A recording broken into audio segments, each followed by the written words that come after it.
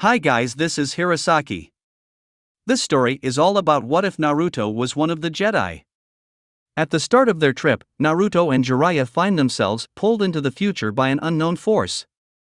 With no way back home, and no idea what's going on, what will they do?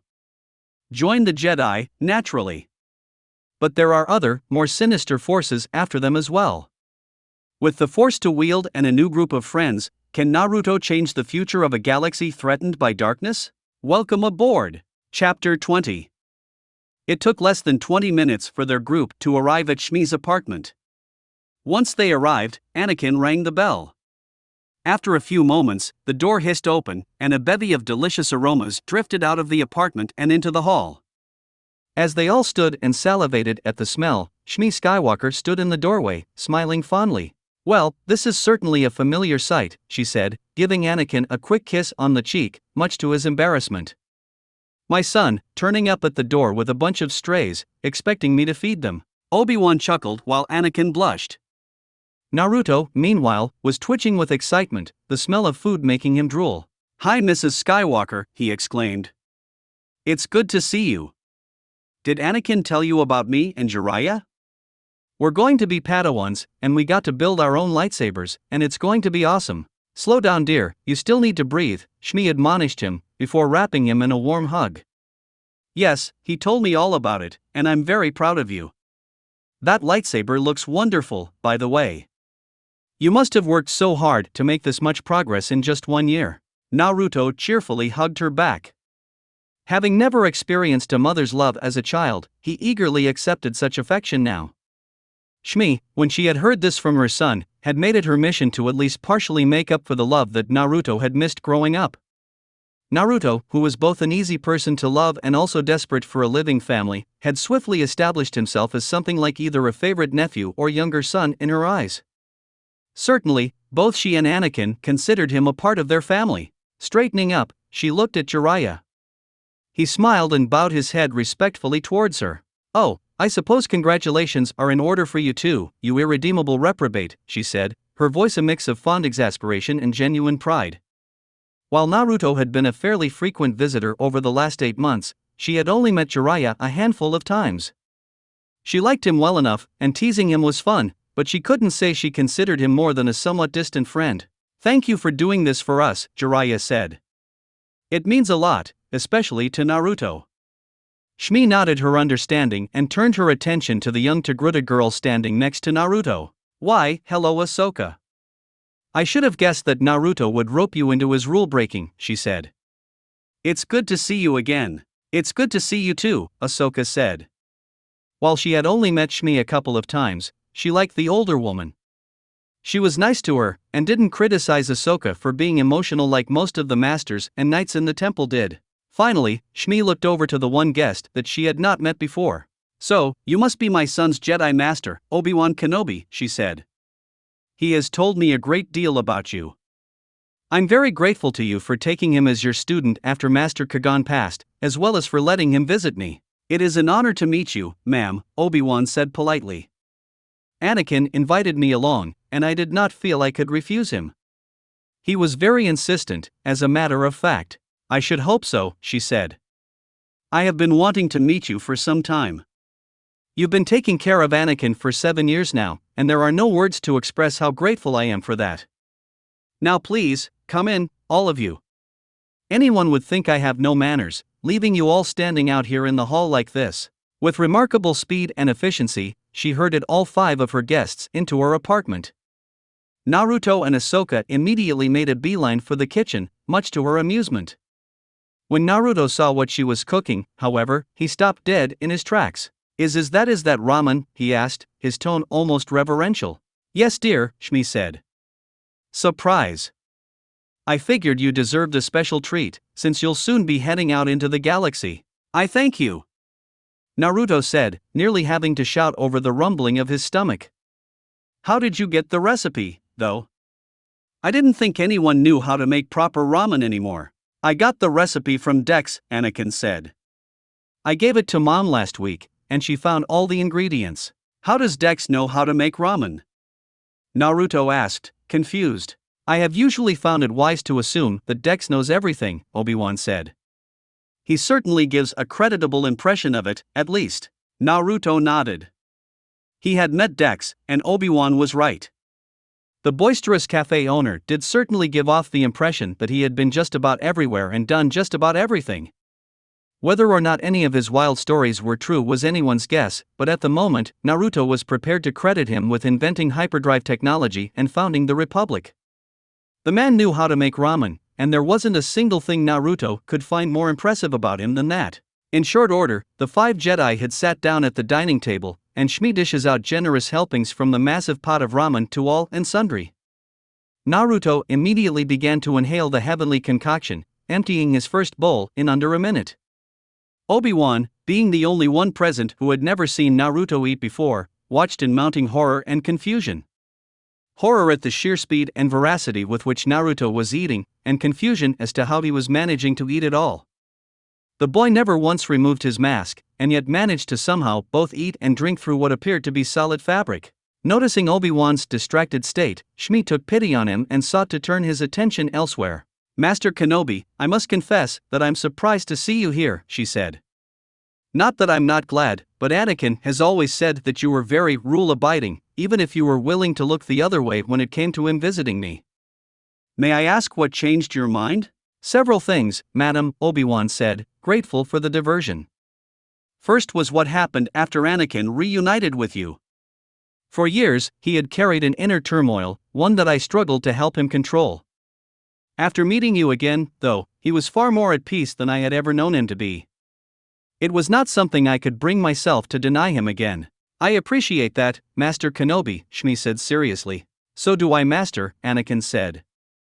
Obi-Wan nodded graciously at their thanks before continuing on. Additionally, Jiraiya and I have discussed his views on the Jedi Code over the past few months, he said. While I cannot say I agree with him in all things, I have come to believe that it is possible for some Jedi to form attachments to other people without risking falling to the dark side. Anakin's attachments seem to strengthen him, and I am not minded to question such results. Shmi nodded, before giving him a questioning gaze. That may explain why you let Anakin come, she said. But it doesn't answer the question of why you decided to come as well. Because Anakin asked me to, and it was important to him, Obi-Wan said. Shmi smiled at him, while Anakin sent a wave of gratitude down their bond. At the sound of loud slurping coming from one end of the table, Shmi looked around sharply. Naruto, what have I told you about table manners, young man? She asked, a hint of sternness creeping into her normally gentle voice. Sorry, Mrs. Skywalker, Naruto said sheepishly, before drinking the broth from his bowl at a more reasonable pace. That's better, dear, Shmi said. Wow, why can't you be that obedient when I'm training you, brat? Jiraiya complained. Oh, don't you start either, Jiraiya, Shmi said dangerously. I blame every single one of his bad habits on you. Well, that's just unfair, Jiraiya whined. I'm responsible for 40% of them at most. Every single one, Shmi reiterated. Jiraiya just pouted comically and busied himself with his ramen. Smirking at her victory, Shmi turned her attention back to Naruto. You must be very excited to become a Padawan, she said. You bet, Naruto said after setting his bowl down. I can't wait to go on missions. What are you looking forward to the most? Shmi asked. I've always enjoyed helping people who can't defend themselves, Naruto said by way of explanation.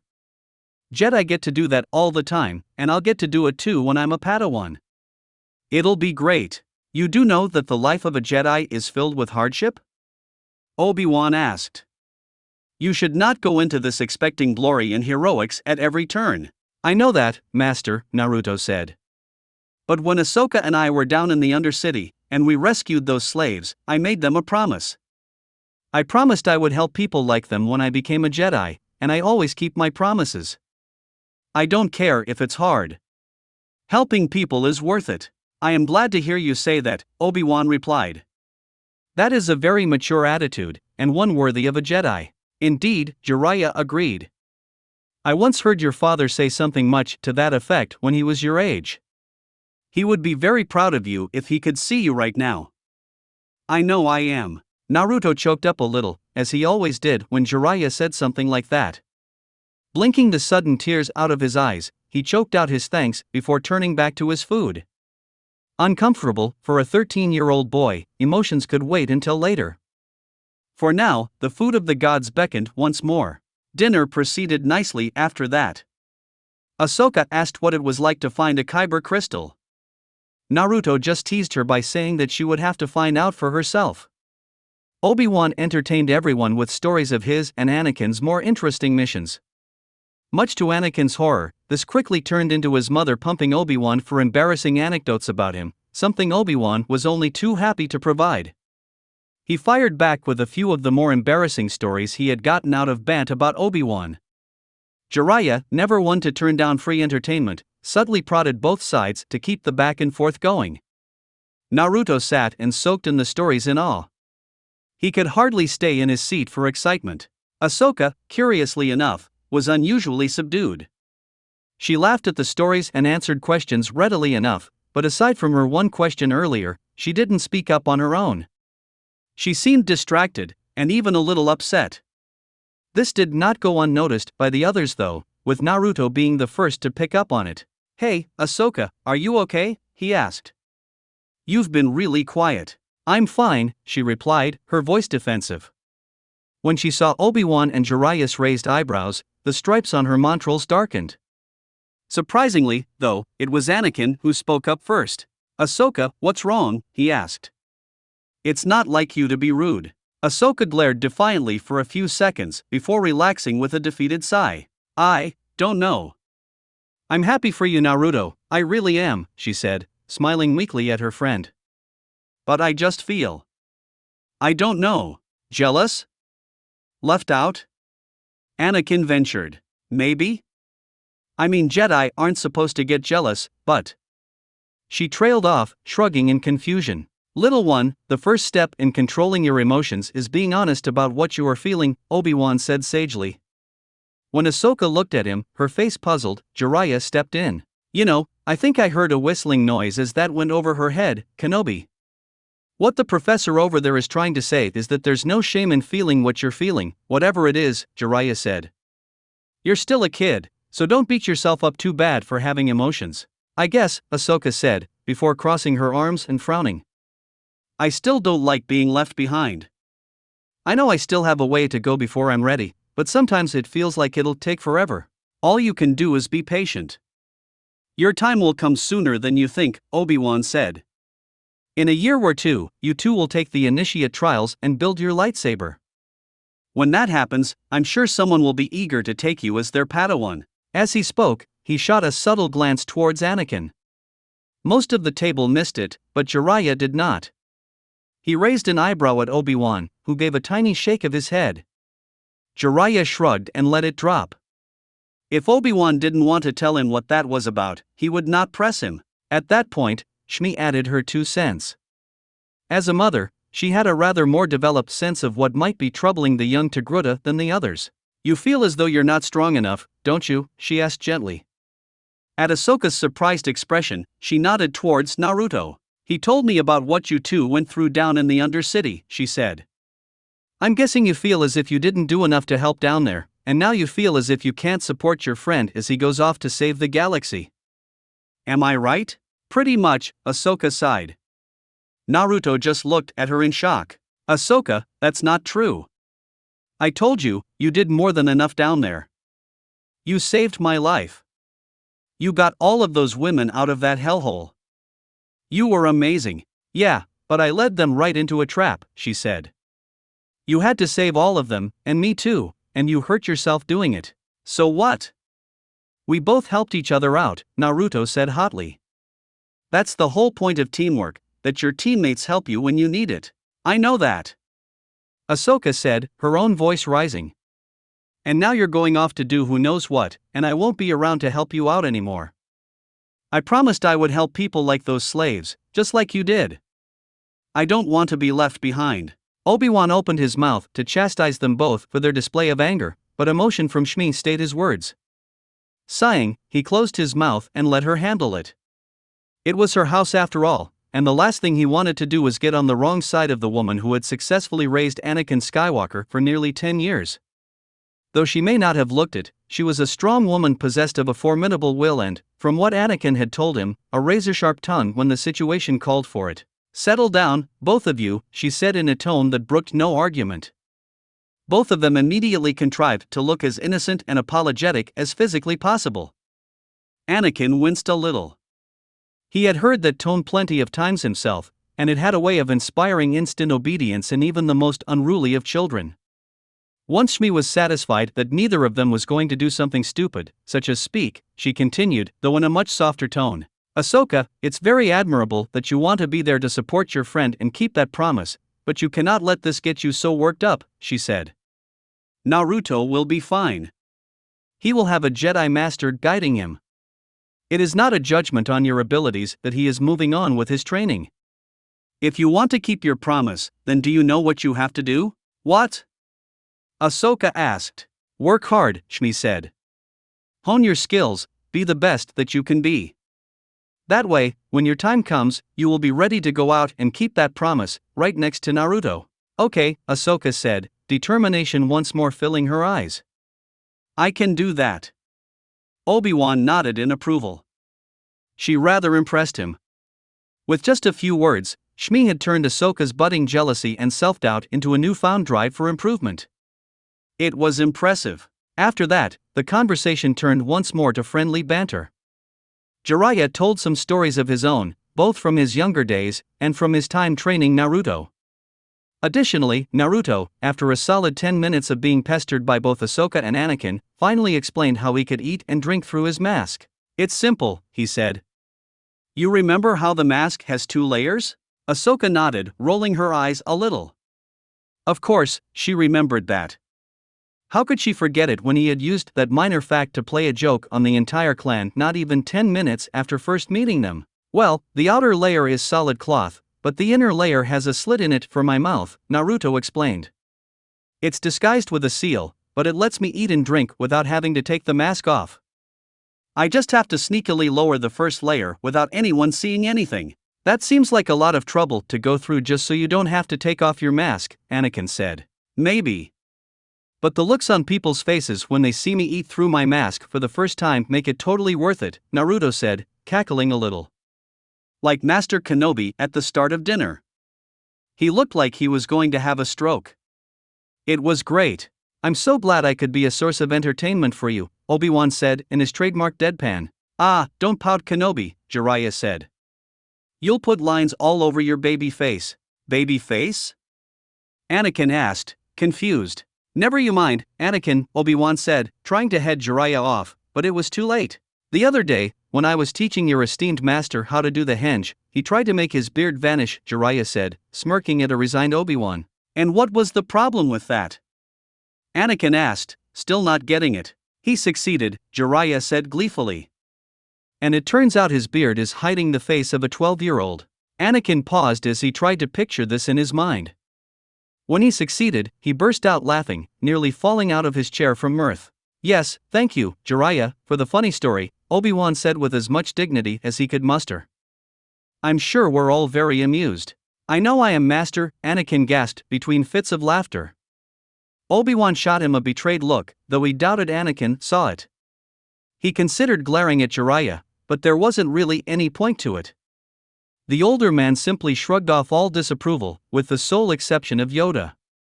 The wise Grandmaster seemed to have somehow earned Jiraiya's respect, though how was a mystery. Finally, though, everyone was full.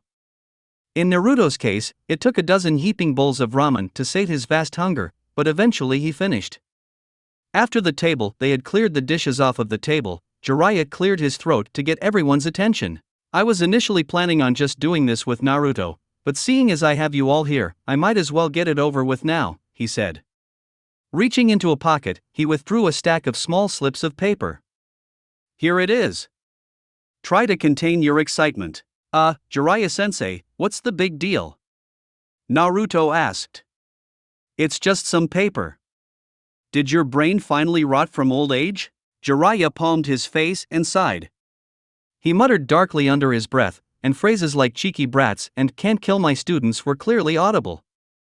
After a moment he looked back up and flicked Naruto on the forehead. "Don't be disrespectful, you damn brat. This is chakra paper, he explained while Naruto rubbed his forehead. It's used to determine your elemental affinity when using chakra. Anakin and Ahsoka looked on blankly, waiting for the explanation to stray into areas they understood. Obi-Wan nodded, having heard of this from Jiraiya's lectures some time ago. Naruto, however, immediately lit up like someone had plugged him into the power grid. His stinging forehead instantly forgotten, he jumped out of his chair and ran up to his godfather.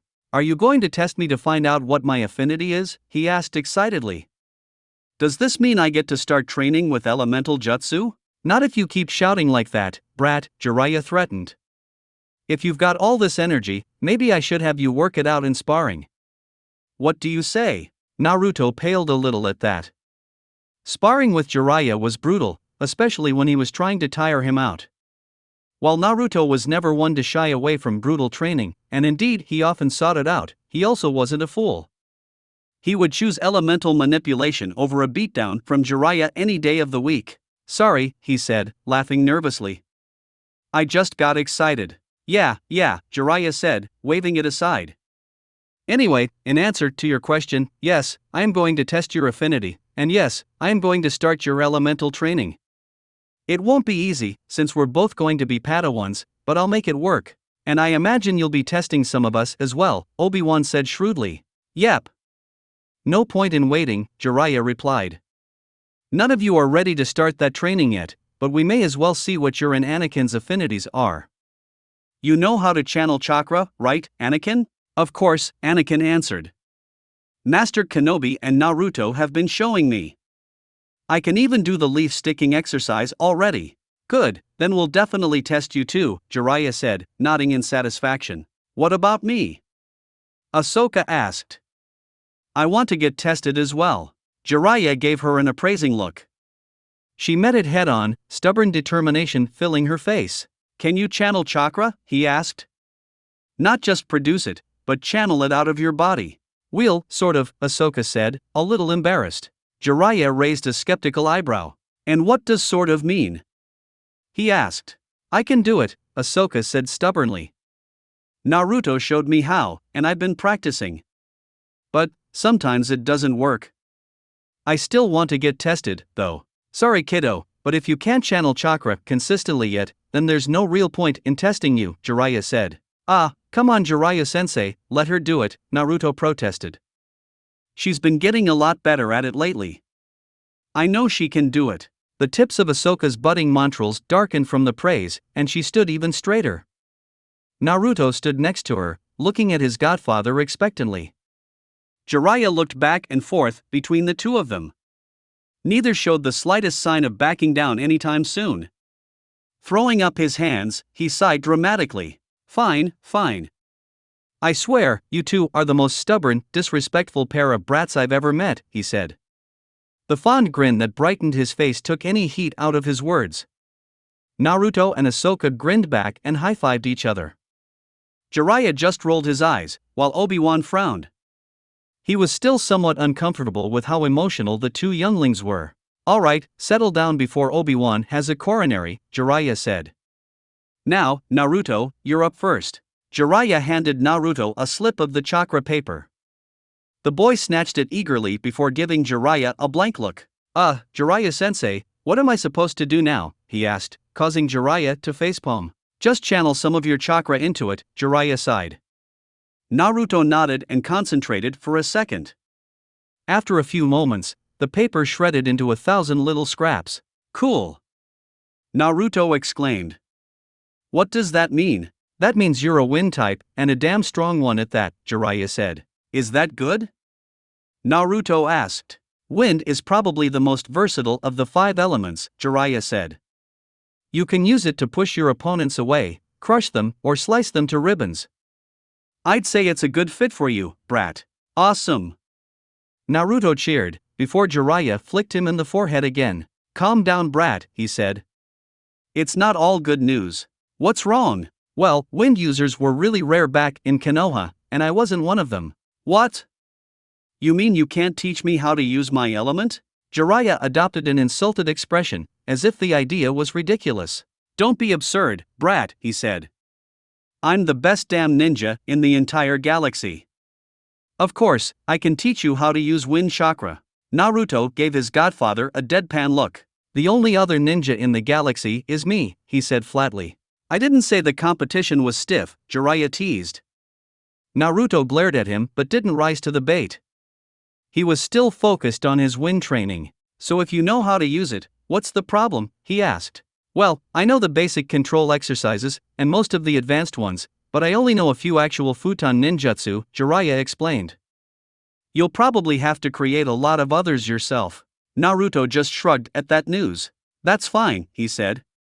I prefer making my own style, anyway. Besides, it'll be easier than trying to have you teach me a whole bunch of ninjutsu when we're both training to be Jedi Knights. That's the spirit, brat, Jiraiya said approvingly, before grinning. This also means I won't have to put in so much effort training you.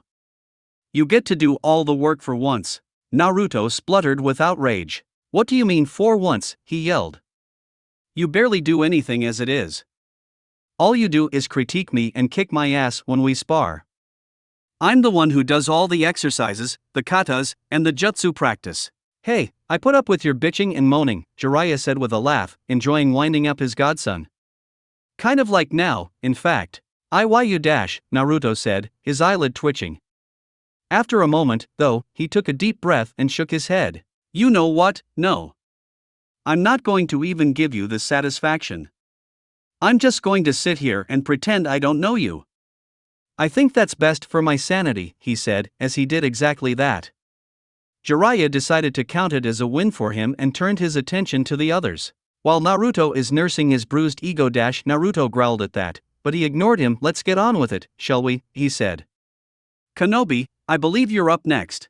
Obi-Wan nodded before closing his eyes and falling into a light meditation. Though he had come a long way in the last 8 months, he still found it easiest to create chakra while meditating. It took only a few seconds, though, before everyone in the room except for Shmi felt his force signature shift and wrap in on itself, a telltale sign he had switched to using chakra. Jiraiya handed him a slip of the chakra paper, and Obi-Wan carefully channeled a bit of his chakra into it. It stiffened briefly before crumbling into dust.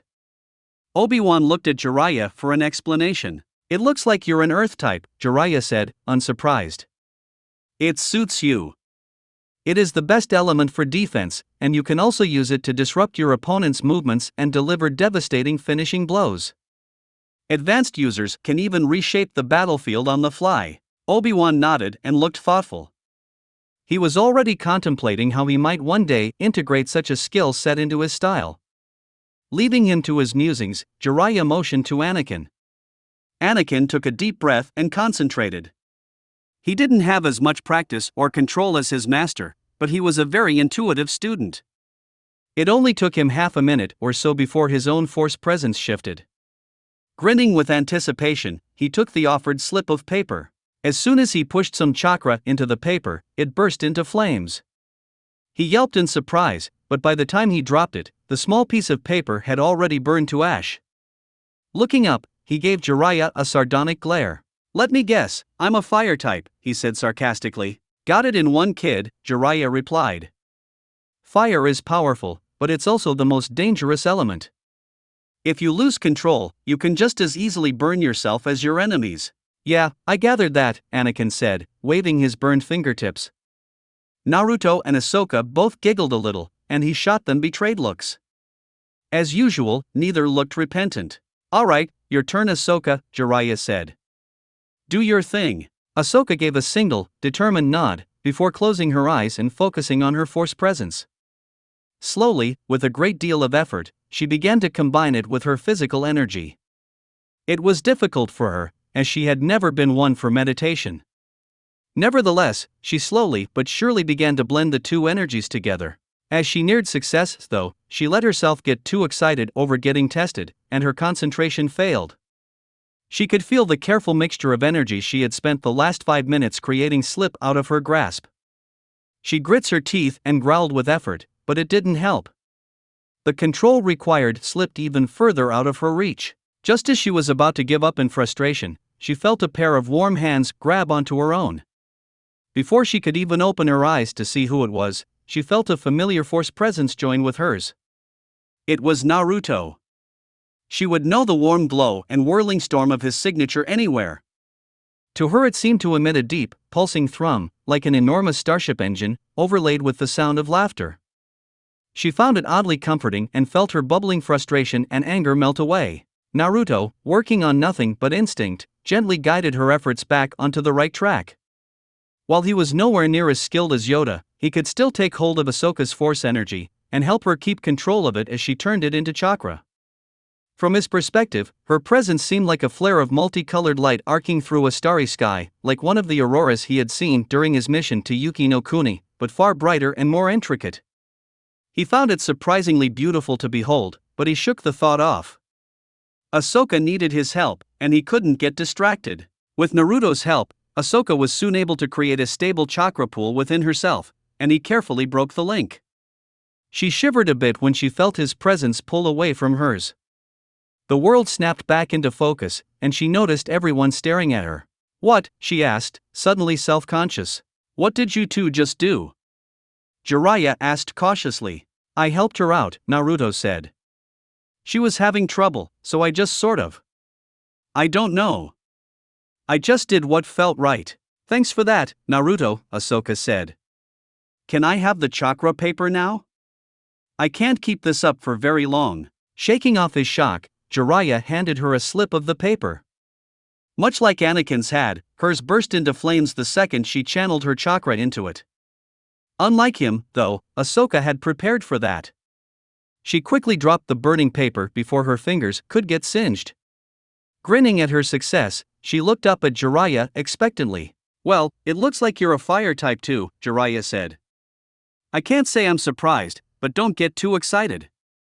You're still a long way from being ready for any training in elemental manipulation." "Indeed," Obi-Wan agreed. "And I would also like to talk about how Naruto helped you produce chakra. What exactly did you two do when he helped you?" Ahsoka frowned as she tried to find the right words to describe what she had experienced. It was a difficult thing to articulate, as sensations in the Force did not precisely correspond to those in the physical world. "It was sort of like he kept my Force power steady," she said. "I was having trouble keeping control of it, but he kept it from slipping too much, so I could mix it with my physical energy properly." Naruto nodded in agreement before adding his own perspective. "I could feel her losing her grip on her power," he said. "It felt like it was shaking, or maybe vibrating. Anyway, I held it still and kept it from escaping out of her body again." "Fascinating," Obi-Wan said. "If you could show us how you did that, it could drastically improve the efficiency of Jiraiya's lessons." "Hey! Are you saying there's something wrong with my teaching style?" Jiraiya complained. "Not at all. I was merely saying that your current methods take a rather long time to produce results," Obi-Wan said. "Oh, is that all?" "Well, maybe I just haven't motivated you all properly," Jiraiya said, a downright evil grin on his face. "I guess I have been going easy on you lot, what with only focusing on meditation. Maybe from now on I should add a physical component to my lessons? A brisk workout perhaps? Or maybe sparring?" Obi-Wan paled at that. Like most of the Jedi in the temple, he had seen some of what Jiraiya considered a brisk workout, and like most Jedi, he considered it completely insane. Obi-Wan was all for physical fitness and strenuous training, but he drew the line at doing handstand push-ups with boulders strapped to your legs while balancing with one finger per hand on the ring end of a kunai.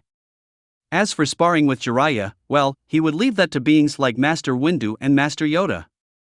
He chose life. When he saw Obi-Wan's stricken expression, Jiraiya laughed uproariously. "Relax, Kenobi, I'm just messing with you," he said.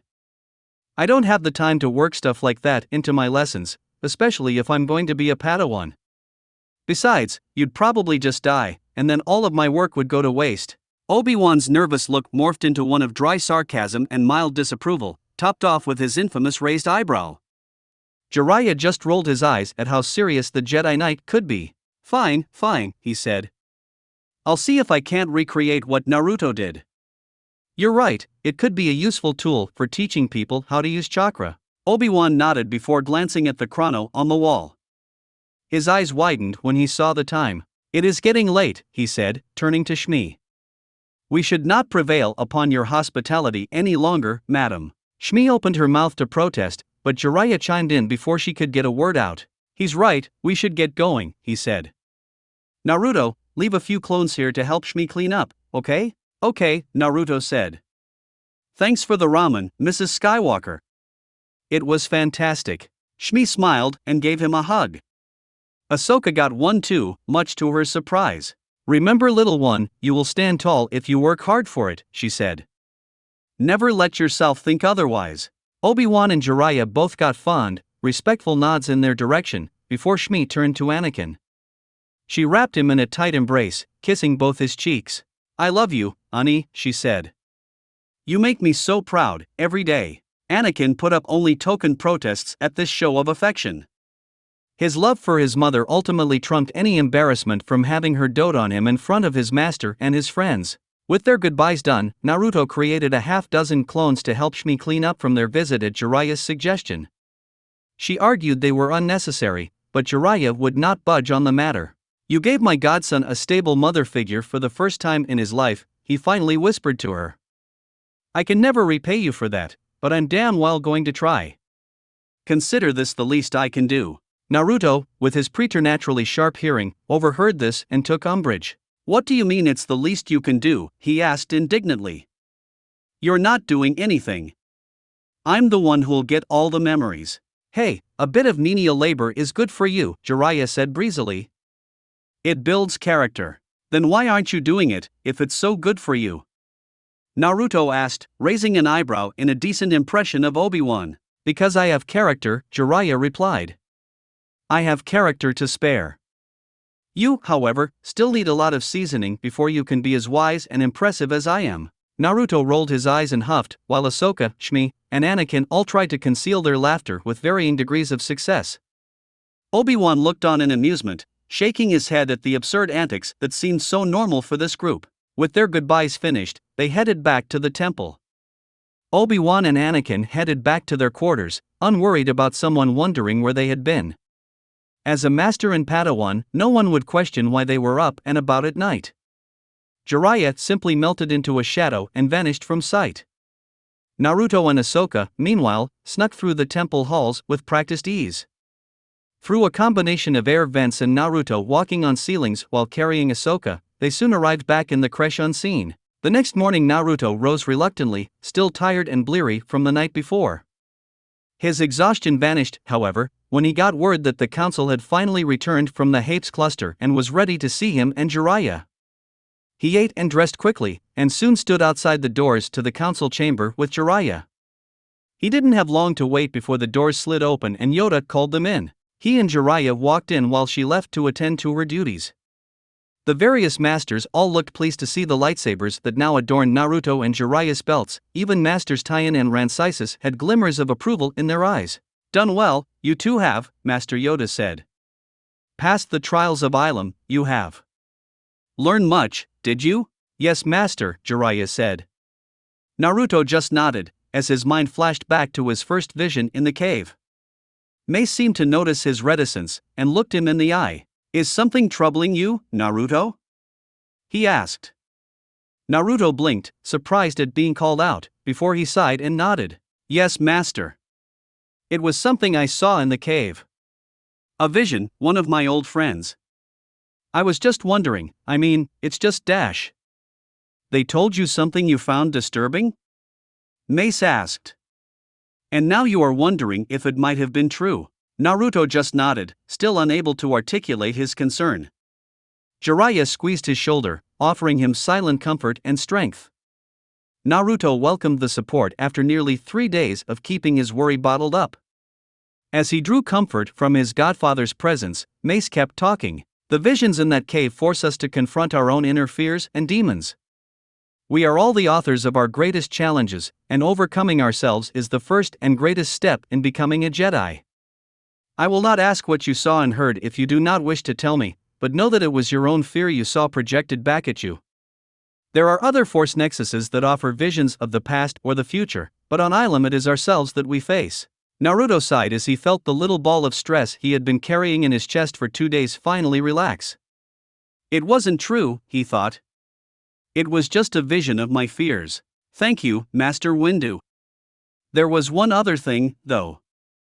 At the end of my vision, right before I woke up, I saw something strange. He described his vision of the strange, bald man and the green-haired woman. As he spoke, Yariel Poof leaned forward in rapt attention. After he finished, the Quirmian master nodded and spoke. There are several mentions of such beings in the histories of the Order, dating back to the very beginning. Sadly, most of those records are lost, and those we have are fragmentary. To my knowledge, no one knows who or what those beings are, or if they even truly exist. They may merely be representations of abstract concepts, they may be the spirits of long-dead Force users, or they may be something else entirely.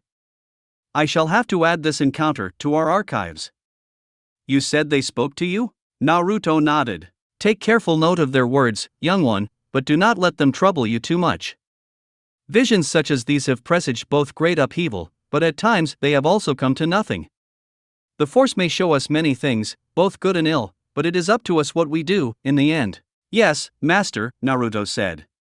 He wasn't sure if that had been helpful or confusing, but it had certainly given him something to think about. Always here to help, we are, Yoda said.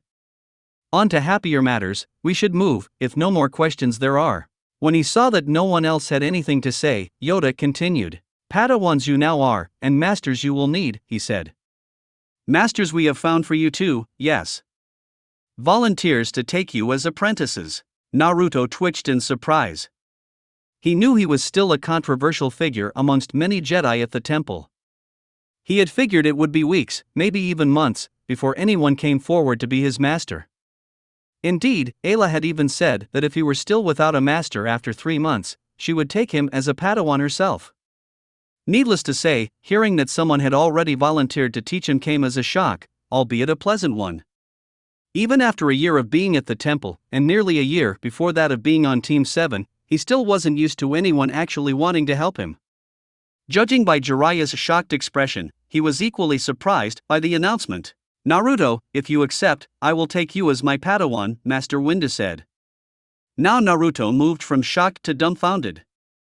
Not only had someone volunteered to be his master, but it was Mace Criffing Windu.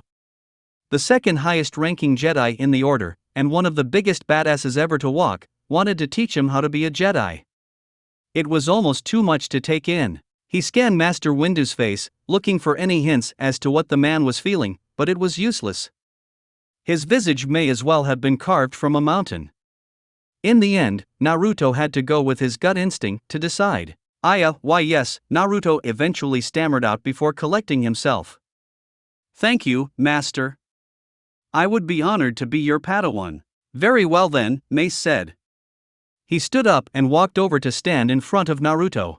Naruto Uzumaki, I hereby take you as my Padawan learner, he said, and bowed. Master Windu, I hereby accept you as my Jedi Master, Naruto replied, bowing back. Rather than return to his chair, Mace circled around to stand next to his new Padawan. Jiraiya grinned at Naruto, a look of naked pride on his face. The rest of the council looked on approvingly until Yoda once again broke the silence. Jiraiya, take you as my Padawan I would, he said. Accept, do you? Of course, Master, Jiraiya said. It would be a pleasure to learn from you. Learn from each other, I suspect we will, yes, Yoda said, as he nodded and hobbled over to Jiraiya. Together, they repeated the same ceremony that Naruto and Mace had just gone through. Once they had finished, Yoda turned to address the rest of the council. Master Poof, ready are you to assume your new duties?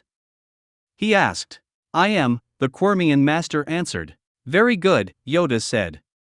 Then dismissed this council is. With that, the assembled masters filed out of the room. Mace motioned for Naruto to follow him. First, we will go collect your things from the creche, he said. Then we will move you into our new quarters. You won't have much time with your friends in the coming months, so I suggest you take this chance to say goodbye. I will give you an hour. Go on. Yes, Master, Naruto said. He rushed down the hall, eager to get to the creche.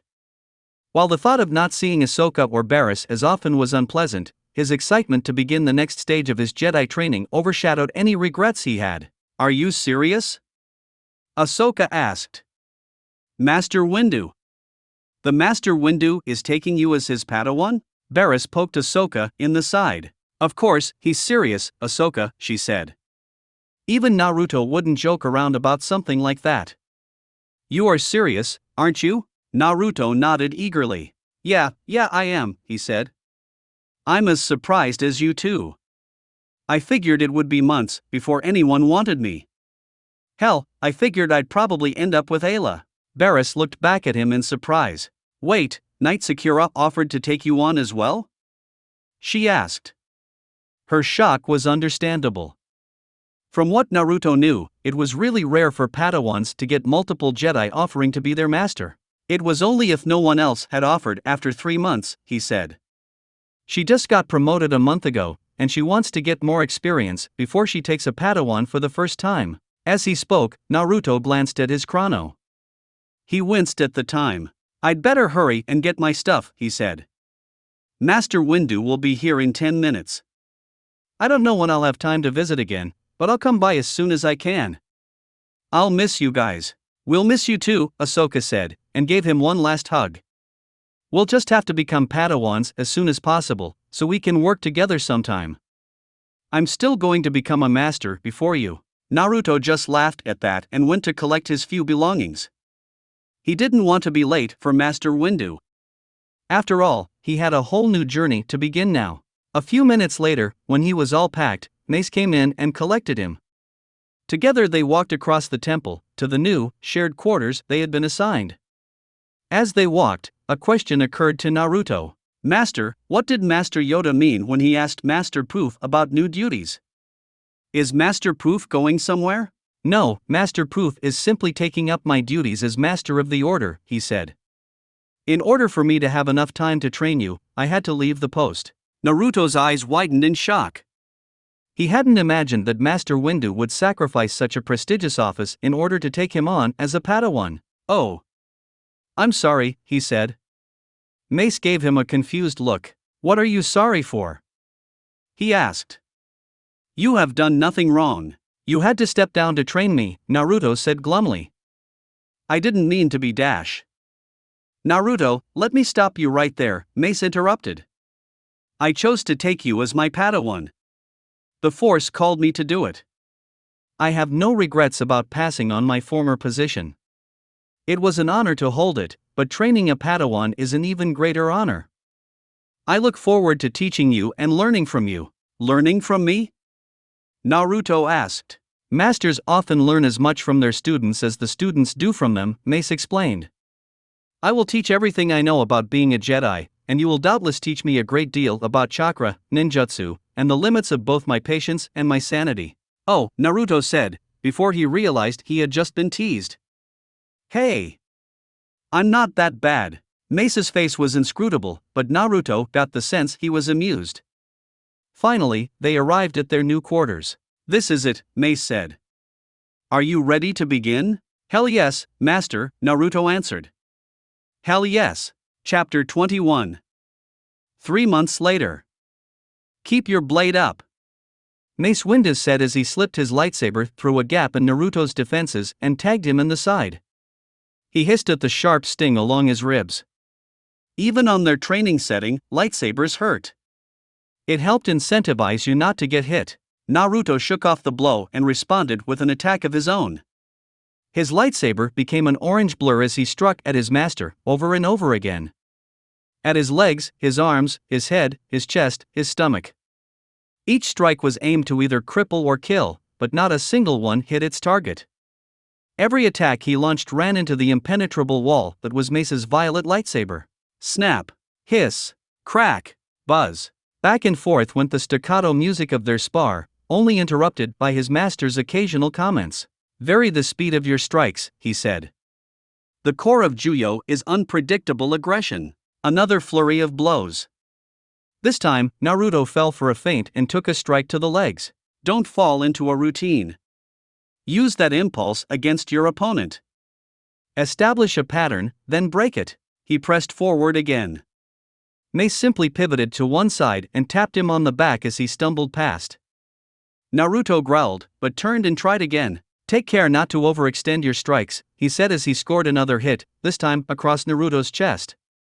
Do not forget to mind your defense while assaulting my own. Naruto disengaged and jumped backwards to gain space and regroup.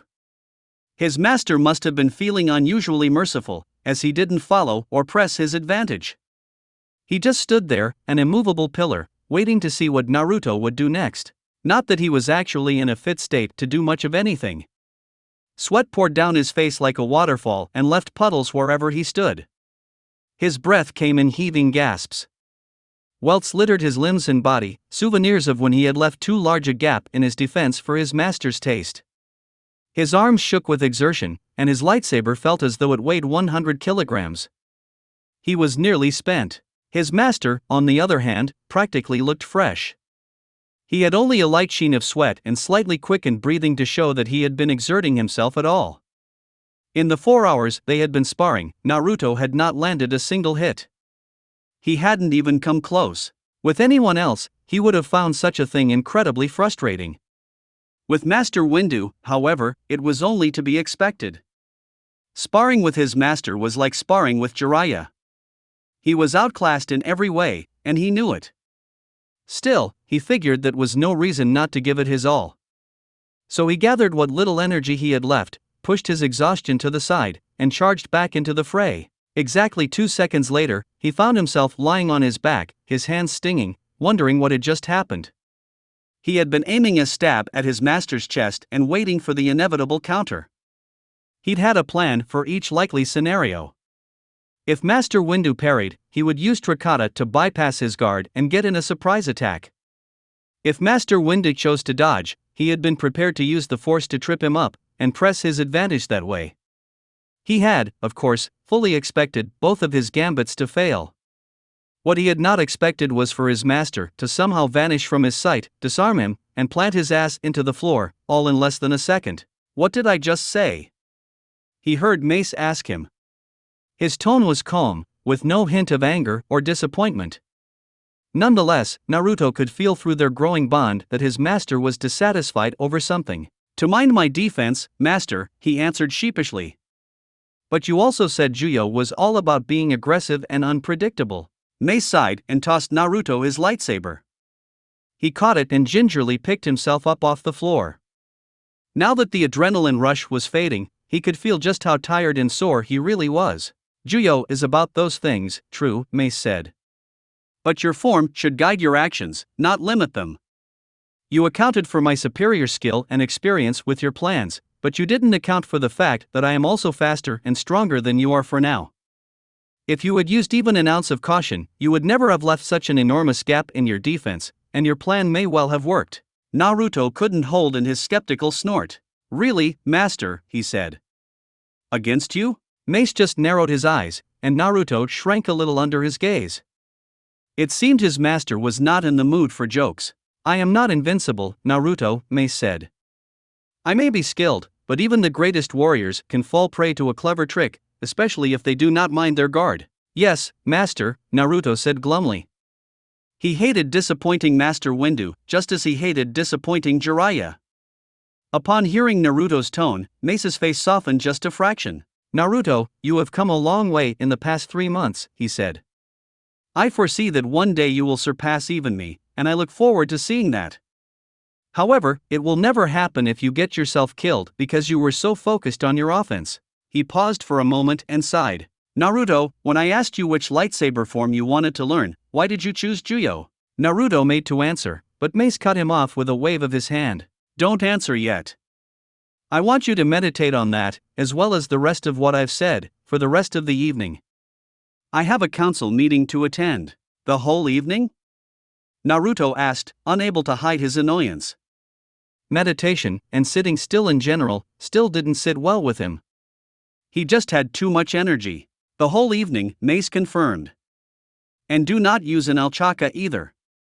Your body needs to recover, understand?" "Yes, master," Naruto said, resigned to his fate.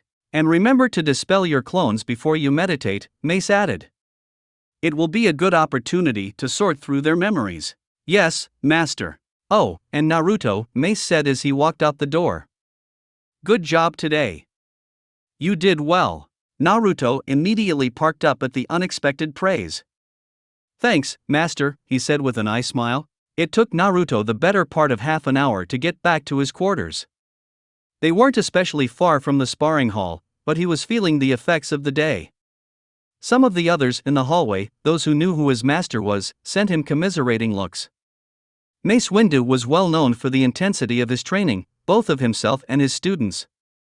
Even before they had begun sparring with their lightsabers, Mace had run Naruto through a gauntlet of exercises, both physical and force-based. He put Naruto through such hellish endurance training once every few weeks, claiming it would deepen his instinctual connection with the Force to draw on it while pushed to his limits. Much to Naruto's chagrin, he was right.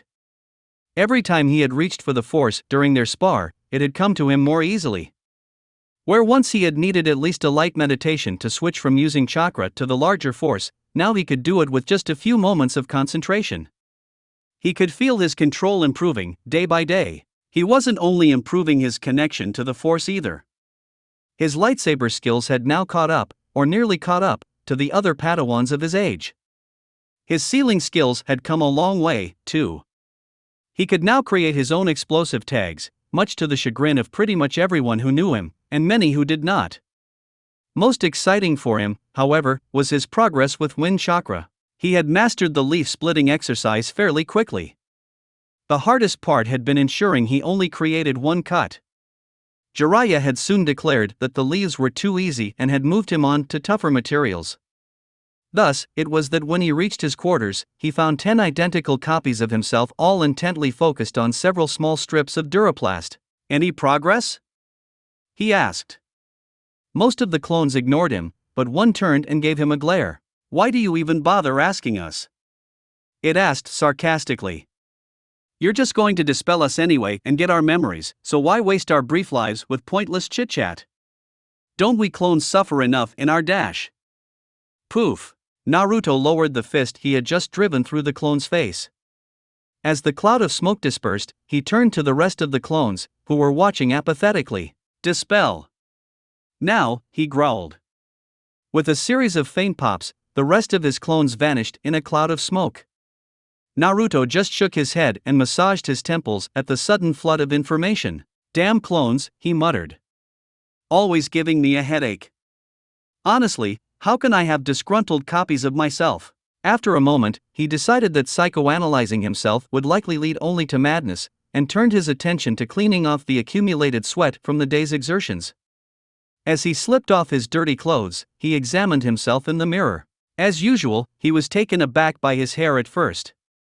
His blonde locks, which had once reached past his ears, were now trimmed short, and even after 3 months as a Padawan, he still found the sight odd. The only exception was the small Padawan braid that dangled behind his right ear.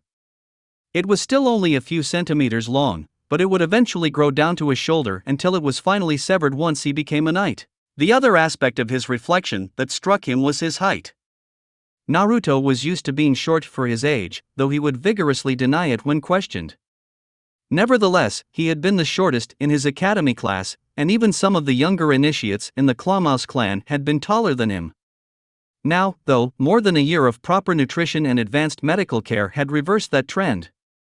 He had grown almost 17 centimeters since arriving at the temple and now stood fairly tall for his age. While he appreciated the extra height, and the dearth of teasing it brought, it had one unfortunate side effect. 2 months prior, he had finally outgrown his Konoha flak vest. It had become increasingly snug, to the point of being genuinely restrictive. Laying it aside had stung, but not as much as he had expected it to. Perhaps it was because he had never worn it while on active duty for Konoha, or perhaps because he recognized it was only a piece of clothing, but after an initial pang of heartache, he had moved on without regret. He now wore a dark brown tabard over his light tan tunic, leaving his forehead protector, mask, mesh armor, and armored gauntlets and gloves as his only non-traditional clothing. After his shower, he reluctantly began the meditation that Master Windu had set for him. He settled into a comfortable position on the meditation mat with a resigned sigh and began to even out his breathing. At the same time, he sank into the Force, allowing its currents to wash over his mind. He couldn't yet go so deep on his own as to peer into the future, but he could certainly block out the present. Once he was ready, he focused on his master's words from earlier. He contemplated what he had done well and what he had done poorly during the day's training. He tried to find the hidden lessons that Master Windu so often snuck into his training. He even replayed their spar, his master's commentary and all, in his mind in order to find where he had failed and where he had succeeded. Eventually, he came to a conclusion. Holy howling crap monkeys, this is fucking boring, he thought. It's got to have been at least an hour by now. He shook off his meditation and glanced at his chrono. The number he saw shining back at him inspired a truly pathetic groan. 10 minutes, he muttered. It hasn't even been 10 minutes. There were still at least 2 hours left until the council meeting would get out and his master would return. Even then, Mace would no doubt want them to meditate together for an hour, to strengthen their master-Padawan bond. This evening is going to suck, Naruto said miserably, before returning to his meditation. Once more, Naruto found his attention pulled away from his meditation. This time, however, it was not due to his own short attention span. Instead, he was distracted by the feeling of his master approaching their quarters. In an effort to stave off the worst of the boredom, he had stopped looking at the chrono altogether, and had subsequently lost track of time. The door hissed open just as he opened his eyes. His master walked in and sat across from him. How was your meditation? Mace asked. Did you find the answer to my question? Naruto sighed. I don't know, master. All I can think of are the same reasons I told you back then. Juyo is the most aggressive and unpredictable of the saber forms, and I think that suits me best. I don't know what other reasons you want? Mace nodded, his face as unreadable as always. Naruto knew he had somehow missed the point of whatever lesson his master had been trying to teach him. Despite that, he didn't sense any disappointment or annoyance from Mace, just calm acceptance. It was as if he had expected such a result. Do not trouble yourself over it, Mace said. You will have plenty of time to contemplate that question in the coming weeks. For now, though, we have a mission. That got Naruto to perk up. While he loved training just as much as the next Jedi, and probably quite a bit more, he had been itching for a mission for a while now. So far, he and Master Windu had only gone on a few training missions, all of them on Coruscant. Really? A mission? A real one this time? He asked, not even bothering trying to hide his excitement. Mace gave him a dry look, but refrained from commenting. Yes, a mission, he confirmed.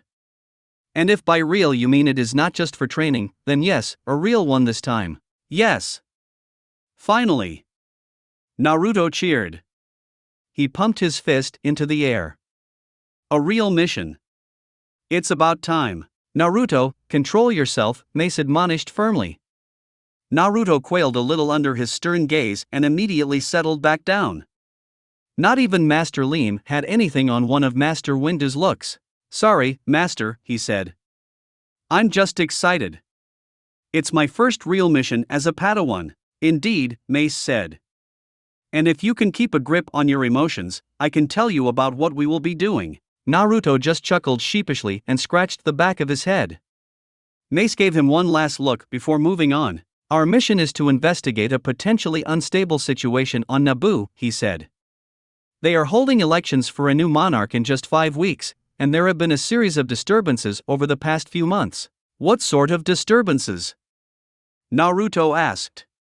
While he paid attention, he was also racking his brain. He knew he had heard of Naboo before, but where? It apparently started with a number of disappearances, mainly of transients and refugees, Mace said. There have also been a growing number of violent crimes around the planet. Assaults, murders, terrorist activities, all have risen sharply. The Supreme Chancellor himself has asked us to look into it. Chancellor Palpatine? Naruto asked. Why would he? Oh, now I remember. Naboo is his home planet, right? It's where Anakin blew up that Looker Hulk. Yes, it is, Mace said approvingly. The Chancellor fears that these disappearances and the new wave of violent crime pose a risk to the security of the election, and that they may be part of a larger conspiracy. Naboo has already suffered several upheavals in recent years, between the Trade Federation and reuniting with the Gungans. He wants us to ensure nothing disrupts the stability they have achieved. Naruto frowned at that. While the concept of free elections had been foreign to him at first, he had come to see how valuable it was that the people have the choice of who ruled them. He didn't like hearing that someone might be trying to take that right away, and he especially didn't like to hear that people were being kidnapped. It reminded him too much of what he and Ahsoka had heard from the women that Black Sun had enslaved. "We have to help those people," he said, slamming a fist into his palm. "When do we leave?" Mace nodded at his enthusiasm. "We'll spend tomorrow morning in the archives, familiarizing ourselves with Naboo. I also want to talk with Kenobi and Skywalker before we leave. They were the last Jedi to operate on Naboo, and they both know the current queen. If all goes well, we should leave here tomorrow afternoon." "Tomorrow?" Naruto asked, leaping to his feet. He waved his arms around wildly. "But Master, if people are disappearing, we should leave now. More people could get hurt if we wait." Mace reached out and grabbed Naruto's shoulder to stop him from pacing. At the same time, he sent feelings of calm and patience down the Padawan bond. Once Naruto had calmed down, he spoke sternly. "Patience, Padawan, patience. It is good that you are so eager to help those in need, but do not allow your emotions to blind you to good sense and prudence. Better that we arrive well informed and ready to help than a day earlier but ignorant of the facts. Do you understand?" Naruto's frown lasted a few more seconds before he sighed and slumped his shoulders. "Yes, Master. I still don't like it, though." "That's because you are a good and compassionate person, Naruto," Mace said, his voice gentler now. "You dislike the idea of letting anyone suffer when you might be able to do something about it. I do not like waiting any more than you, but it is better than running and half-cocked. That only does more harm than good." Naruto nodded. "I think I get it. I don't like it, but I get it." "Good," Mace said. "Now go get some rest. I need you fresh for tomorrow." Naruto wasn't about to argue with that. After the day he had just had, sleep sounded even better than ramen. Or at least just as good, anyway. He hurried to his room and changed into sleepwear.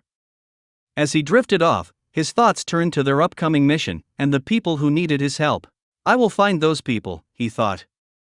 "I made a promise to never let something like this go, and I intend to keep it." The next day, Naruto and Mace rose early.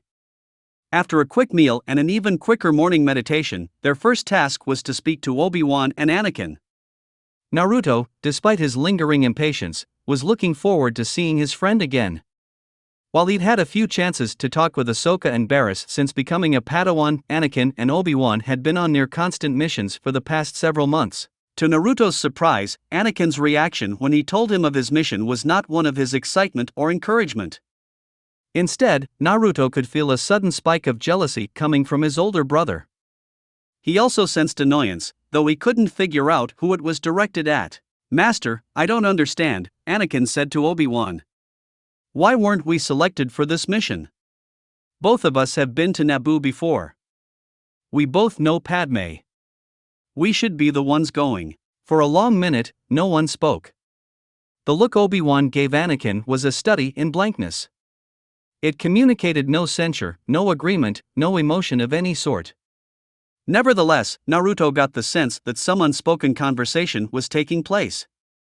Anakin twitched a little, but remained firm, his frown still in place. Finally, after several seconds, Obi-Wan broke the silence. "Anakin, are you saying that because you believe it to be a good idea, or because of your feelings?" he asked, putting a strange emphasis on the last word. Anakin flushed and looked away, but his posture remained stubborn. "Anakin, we have been on 7 missions in the last 3 months, Obi-Wan continued, his voice still calm and even. "We're both exhausted. Can you honestly tell me we're in a fit state to investigate a potential planetary criminal conspiracy?" Anakin grimaced before he finally relaxed his stance and shook his head. Naruto could feel the anger drain out of him, replaced by embarrassment and resignation. "No," Anakin said. "I apologize, Masters. I was out of line." "It seems both you and my Padawan have some progress to make regarding patience," Mace said. Both Naruto and Anakin looked away, embarrassed. "Still, admitting your faults is the first and hardest step in correcting them. You are making progress. Keep working on it." That raised both of their spirits a little. Though he had not been Mace's Padawan for very long, Naruto had learned at least one thing about his master: he didn't mince words. He never gave more leeway than you had earned, and he never compromised on correcting you unless you deserved it. He wasn't unduly harsh or critical, but he was just as reticent with his compliments as he was with his criticisms. If he wasn't taking either of them to task for their respective outbursts, then he truly felt they were at least on the right track. From there, the conversation turned to Obi-Wan and Anakin's experiences on Naboo. As it turned out, neither of them could give much useful intel. Anakin had just been a kid when he ended up on the planet, and Obi-Wan had spent most of his time there sneaking around Theed and the surrounding swamps. They were able to give a few useful tips, though. The first was that Naboo, despite its idyllic appearance, had a dark side.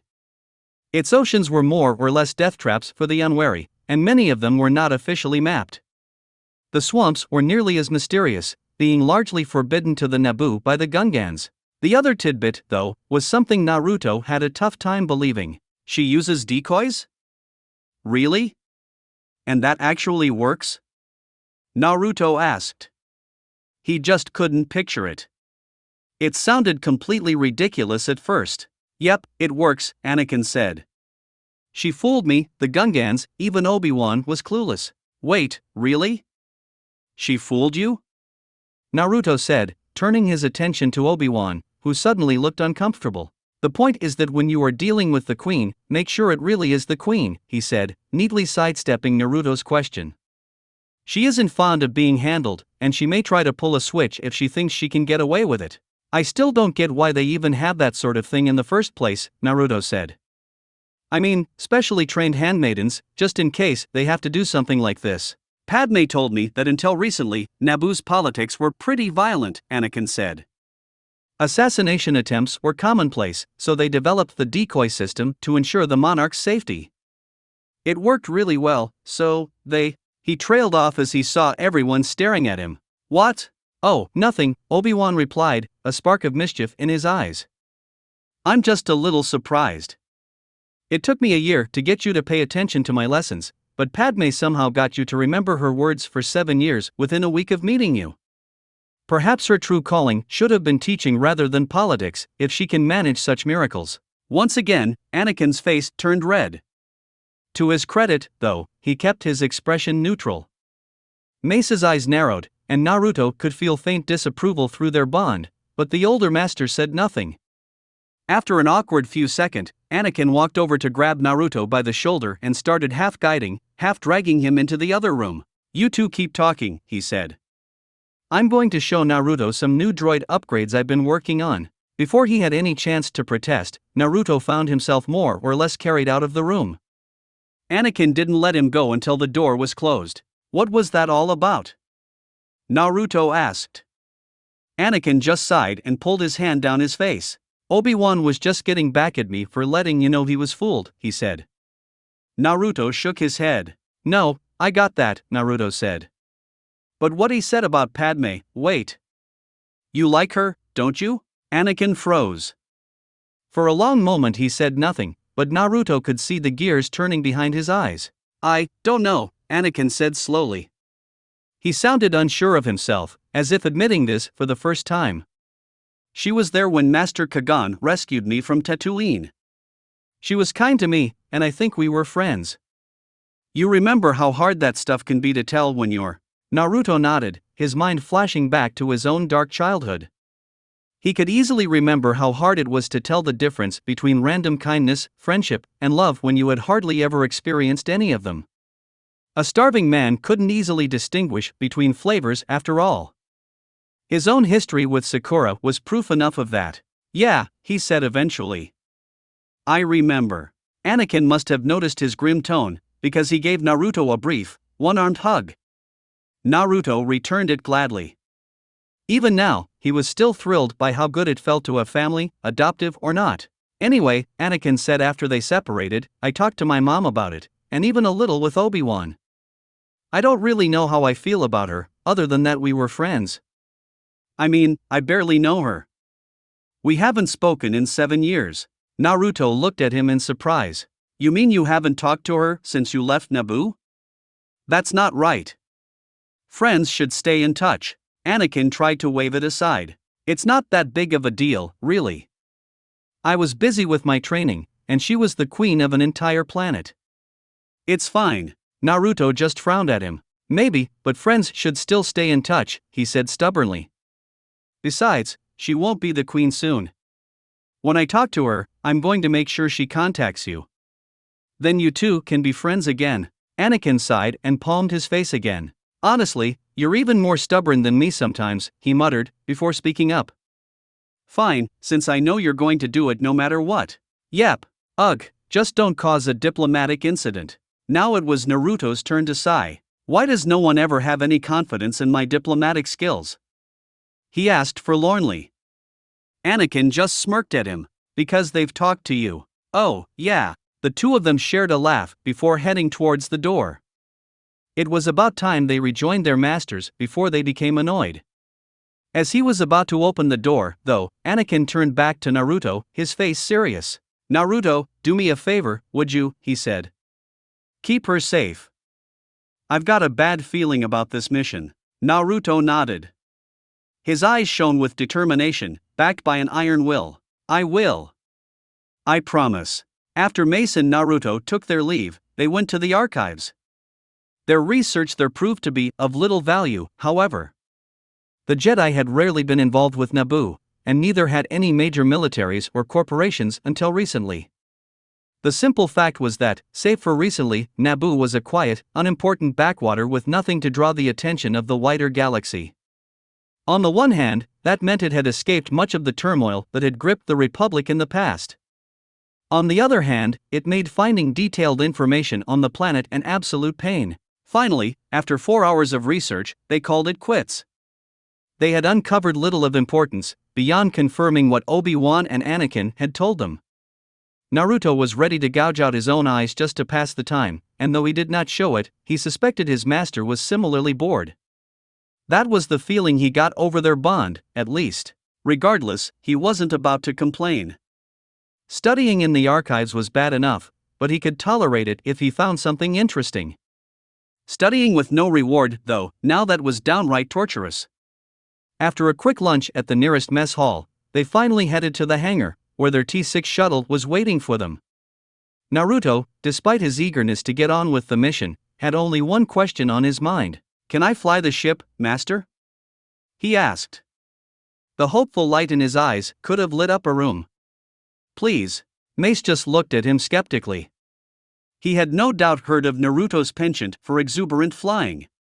Indeed, he had even experienced it a time or two, when Naruto was piloting speeders on their training missions. "You are aware that we need to get to Naboo in one piece?" he asked. "That means no flying like a mimic on death sticks, no ignoring local ordinances just because you believe they are stupid, and no crashing." Naruto's expression didn't waver in the slightest. "So that's a yes, right?" Mace just sighed in resignation. "I know I am going to regret this, but yes, you can fly. Just, do not show off." Naruto's whoop of delight echoed off the hangar walls as he rushed towards their shuttle. He was in such a hurry that he missed the ghost of a smile that crossed Mace's face at his Padawan's excitement. He had forgotten how much fun having a Padawan could be. Then again, he doubted any Jedi had ever had an apprentice quite like Naruto before. Mindful of his master's instructions, Naruto kept his flying to strictly boring levels. He didn't push the engines to see how fast he could go, and he didn't weave around incoming ships to test his reflexes. As far as he was concerned, it was downright iniquitous to fly in such a staid and uninspired fashion, but he would take what he could get. Mace was hardly going to let him fly later if he disobeyed him now. Even if he had been willing to test his master's patience with some fancy maneuvers, he wasn't sure he would have been able to get away with them here, anyway. As he looked out the viewport and then glanced at his scanner display, he was a little intimidated by the sheer volume of air traffic Coruscant had. He had never actually flown through it before. All the Jedi flight classes he had taken so far had either used simulators, or else had the instructor take them to a designated training zone past Signax 2, Coruscant's second moon. Anakin had given him plenty of extra pointers, but had also been sure to impress upon him the fact that nothing could replace experience. The T6 may have been a relatively small and agile ship, but Naruto privately doubted his ability to weave through such crowded skies just yet. One day, certainly, but not now. Fortunately, Mace was able to use his Jedi clearance code to get them through the traffic in less than 20 minutes. As soon as they were clear of the planet's ionosphere, Naruto punched in the coordinates and jumped to hyperspace. Once the dark void of space had given way to the endless tunnel of hyperspace, Naruto locked the controls and relaxed into his seat. "We should be on the Corellian run for the next 6 hours," he told his master. Mace nodded, his face thoughtful. "Good," he said. "Once we get to Naboo, we will have to speak with Queen Amidala. She should be able to give us more insight into the situation on her planet. For now, though, we have time to train." Naruto started, surprised at that. "Now, master?" he asked. "But I have to monitor the ship's navicomputer and engines regularly. We don't have an astromech, and this thing's autopilot isn't good for long journeys." "Naruto, what have I told you about making good use of small blocks of time?" Mace asked, though it was obviously a rhetorical question.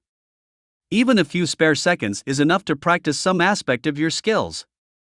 A Jedi should treat every moment of every day as an opportunity to improve themselves. I am confident you have something you can practice while here in the cockpit." Naruto thought about it for a moment. Something that he could practice in the cockpit, preferably without damaging the ship or blasting them out of space. It took him a few seconds, but when the answer came to him, he nodded vigorously. "I can practice connecting to the Force more quickly," he said. "It still takes me a few seconds to feel the Force after I've used chakra." He could feel Mace's approval over their bond, even as the man himself nodded. "An excellent idea, Padawan," he said. "In that case, I will practice creating and controlling chakra. Perhaps we can be of help to each other." Naruto was shocked to hear that. So far, he had only given tips on chakra to his fellow clanmates and a few Padawans, including Anakin. It hadn't even occurred to him that he might teach a Jedi Master, let alone Mace freaking Windu. While Naruto was nothing if not brimming with self-confidence, the thought of giving instruction to such a legendary figure as his master gave even him pause. Mace seemed to sense his doubts and gave him a reassuring look. "Naruto, do you remember what I said when I first took you as my Padawan?" he asked. Naruto just looked at him blankly, prompting a sigh. "I said that a Padawan often teaches their master as much as the master does the Padawan. I am sure you will do a fine job helping me learn to use chakra. Now, I have never known you to doubt yourself. I would hate for you to start now." Naruto stared at him dumbly for a second before bowing his head in gratitude. "Yes, master," he said. It wasn't just the trust Mace showed in him that moved him so, it was the way he had said it. There had been no hesitation, no false enthusiasm, not even a coaxing encouragement. He had said it calmly and evenly, as though it were already a well-established fact. For Naruto, who still often found himself expecting mistrust and rejection from those around him, it was perhaps the greatest gift Mace could have given him in that moment. Thus, they settled into a comfortable silence, as each of them set about their individual training. Naruto practiced untangling the Force from his body's own energy as fast as he could. While he could maintain a connection to the Force with scarcely any effort now, he was still slower than he would have liked to make the connection in the first place. He began by channeling wind chakra to cut into a strip of durasteel he took from his pocket. Once he had scratched the metal, he immediately started a timer and began trying to connect to the Force around him. As soon as he managed to levitate his lightsaber out of his lap, he stopped the timer and checked his progress. Much to his initial frustration, he made no real improvements at first. It took him roughly 3 seconds to connect to the Force, no matter how hard he reached for it. Regardless of the effort he put in, it felt like trying to grab hold of smoke for those first 3 seconds. As the minutes turned into an hour, and then 2, he felt his irritation build. It seemed Mace felt it too, either through the bond or simply by dint of his experience as a teacher. Either way, he spoke up in his typical calm, stern voice. "You must remain calm, Padawan. Your emotions may lend you energy, but they also disrupt your focus. Only when you are centered, and your whole being is focused upon the here and now, will you achieve your potential." Naruto clenched his fists for a moment, before he took a deep breath. As he let it out, he released the tension from his body. He repeated the exercise several times until he felt he had regained some sense of balance. "I'm sorry, master. It's just I don't know what I'm doing wrong. I've been stuck at this point for over a month now. No matter how hard I try, I just can't seem to make the connection any faster." Mace swiveled his chair so that he was facing him and gave him an appraising glance. "You are stuck because you are going about it the wrong way. You are only solving half of the problem. Huh? Naruto gave him a confused look. What did he mean he was only solving half of the problem? What other half was there? You keep putting more and more effort into reaching out to the Force, but trying harder is not the key here. You must allow the Force to connect with you just as you connect with it. Naruto's confusion just deepened, prompting Mace to continue. When you create chakra, you are not just pulling some of the Force into your body, you are also keeping the rest of it out. When you reconnect, the Force is trying to rush back to you. Be open to it. Trust it. Let it do some of the work, instead of pushing through on your own. I think you will find it much more successful. Naruto contemplated that for a bit before responding. But, how am I actually supposed to do that, Master? That, Padawan, is something you will have to figure out for yourself. All I will say is go slow and be patient. Naruto lapsed into a thoughtful silence after that. For several minutes he just sat in his chair and turned the problem over in his head, trying to puzzle out how to reach for the Force while also letting it reach for him. After a while, though, he sighed and smiled a little beneath his mask. Screw it, he thought. Might as well go to the old standby, try stuff until it works. Why mess with the classics after all? With that, he once more set about his training. This time, however, he tried to feel for what Mace had told him to look for. It wasn't easy at first. If he didn't focus on reaching out to the Force, then he had trouble untangling his chakra. If he did focus on making the connection, though, then he was back at square one. Still, despite the apparently contradictory nature of his task, he persevered. He hadn't expected his master's instructions to be easy, and Naruto was nothing if not persistent. He had overcome most of the past obstacles in his training by beating his head against them until they crumbled, and he didn't see why this would be any different. After an hour of what felt like trying to look up his own nose, he finally felt something. He wasn't entirely sure what it was. He had been trying to break down the process of connecting to the Force into individual steps, going as slow as his hyperactive mind could bear, when he had sensed something different, something he had not felt before. It was like the difference between walking into the ocean and letting the tide and the waves come to you. Just for an instant, Naruto could have sworn he felt the Force reach out to him. It had faded almost instantly, but it was the first sign that he was on the right track. He immediately tried the step-by-step method again, this time even slower. First, he calmed the flow of his chakra, until it was practically motionless in his coils. Nothing. Next, he carefully separated his own physical energy from the spiritual energy, the Force. He normally could do this in an instant, but this time, he took 5 minutes. At the end, the two energies were flowing side by side within him, but were no longer mixed. Still nothing. Continuing, he proceeded to slowly let the energy of the Force move outside of his chakra coils, until it uniformly suffused his entire body. There! He felt it again. As soon as the Force had finished diffusing throughout his body, he felt the sensation of something outside reaching in. Just like the first time, it vanished in an instant, but this time he could tell why. The moment he had felt it, his concentration had wavered, and he had automatically reached out to connect the Force within him to the larger force around him. Normally he would proceed through the entire process without pausing, and he would never have felt the Force reaching out to him. Now, though, he knew what to do. He practiced, again and again, 4 hours. It proved damnably tricky for him to find the balance between reaching out and remaining receptive, but he persevered. He had already learned how to touch the Force once. Doing it again was hardly an insurmountable challenge. With every failed attempt, Naruto could feel himself getting closer and closer to that one time he wouldn't fail. Finally, after 3 hours, he managed it. It was still slow, but he had found the right balance of push and pull. "I think I've got it, Master," he said, his excitement clear in his voice. Mace glanced up from his own meditation and gave him an approving look. "So I could feel," he said. "That was very well done, Naruto. Now all you need is practice and you should be able to switch from chakra to the Force in an instant. How's your training going?" Naruto asked. He had been dimly aware of Mace's efforts to create and maintain a chakra pool, but he had deliberately tuned them out so that he could focus. "It is difficult. Using the Force like that runs against decades of habit for me. I can feel that I have made some progress, but it would be helpful to have some manner of measuring it." The leaf-sticking exercise is not intensive enough to challenge me anymore. Naruto frowned as he considered the issue.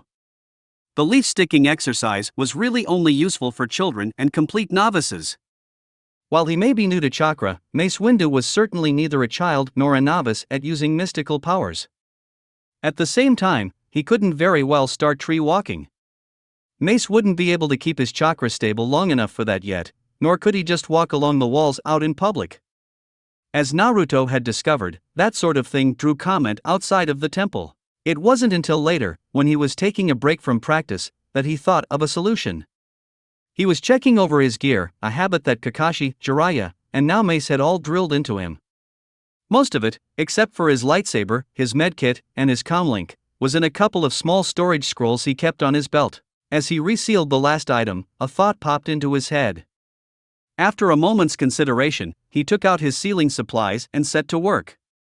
A few minutes later, he rolled the finished product into a scroll and headed back into the cockpit, where his master was still meditating. "Master, I made something for you," Naruto said.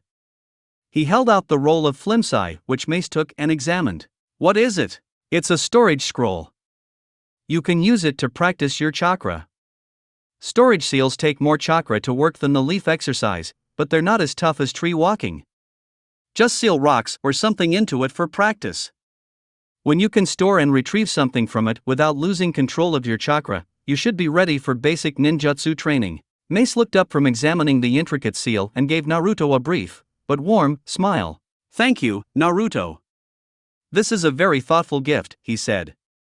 After Naruto showed him how to properly operate the seal, he retrieved a spare stem bolt from the maintenance kit and set about his training once again. Together they sat and practiced, occasionally trading advice or observations, for hours, as the ship hurtled silently through hyperspace. Chapter 22. It took 20 hours, and 3 more hyperspace jumps, after their departure before they finally arrived at Naboo. When they reverted to real space, Naruto's first impression of the planet was one of colors. Specifically green and blue. The two swirled across the world like some sort of painting, probably one by someone who never sold anything until they'd been dead 50 years. There were no deserts or Arctic tundras that he could see, just verdant Greenland girt by deep blue ocean. Overall, he thought it was the prettiest planet he'd seen since leaving Tython. The sense the lush planet gave off in the Force only enhanced his appreciation for the world's appearance. The planet felt calm, for lack of a better word. Like a still pond on a cloudless spring day. It didn't have the frenetic, seething energy of Coruscant, nor did it have the overwhelming power of Ilum. It was just there. Quietly, calmly, beautifully alive. "It's beautiful," Naruto whispered. Mace nodded in agreement. "Yes, it is. And it is our job to make sure it stays that way." Naboo differed from Coruscant in one other wonderful, glorious way. There was very little traffic. Within 30 minutes they had landed at the Royal Spaceport in Theed, met with their assigned escort, and were heading for an audience with Queen Amidala. As they walked through the lofty marble halls, Naruto could sense a tension he had not felt from orbit. The palace, and maybe even the entire city, was on edge. Naruto glanced over at his master and tried to send what he was sensing down their link. They couldn't yet manage actual words, but they had gotten pretty good at communicating impressions and the like. Mace nodded and sent him an acknowledgement, as well as a sense of warning and quiet. It seemed he didn't want Naruto to say anything just yet. Before Naruto could wonder too much about Mace's desire for reticence, their escort stopped in front of a set of large, intricately carved doors. "Her Majesty, Queen Amidala, will receive you now," the man said. At an unseen signal, 2 armed security guards opened the doors, and the escort waved them in. Like the rest of Theed Palace, the throne room was a study in graceful opulence.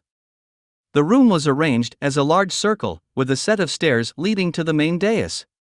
The large windows, high domed ceiling, and slender columns gave the space a light, airy feeling.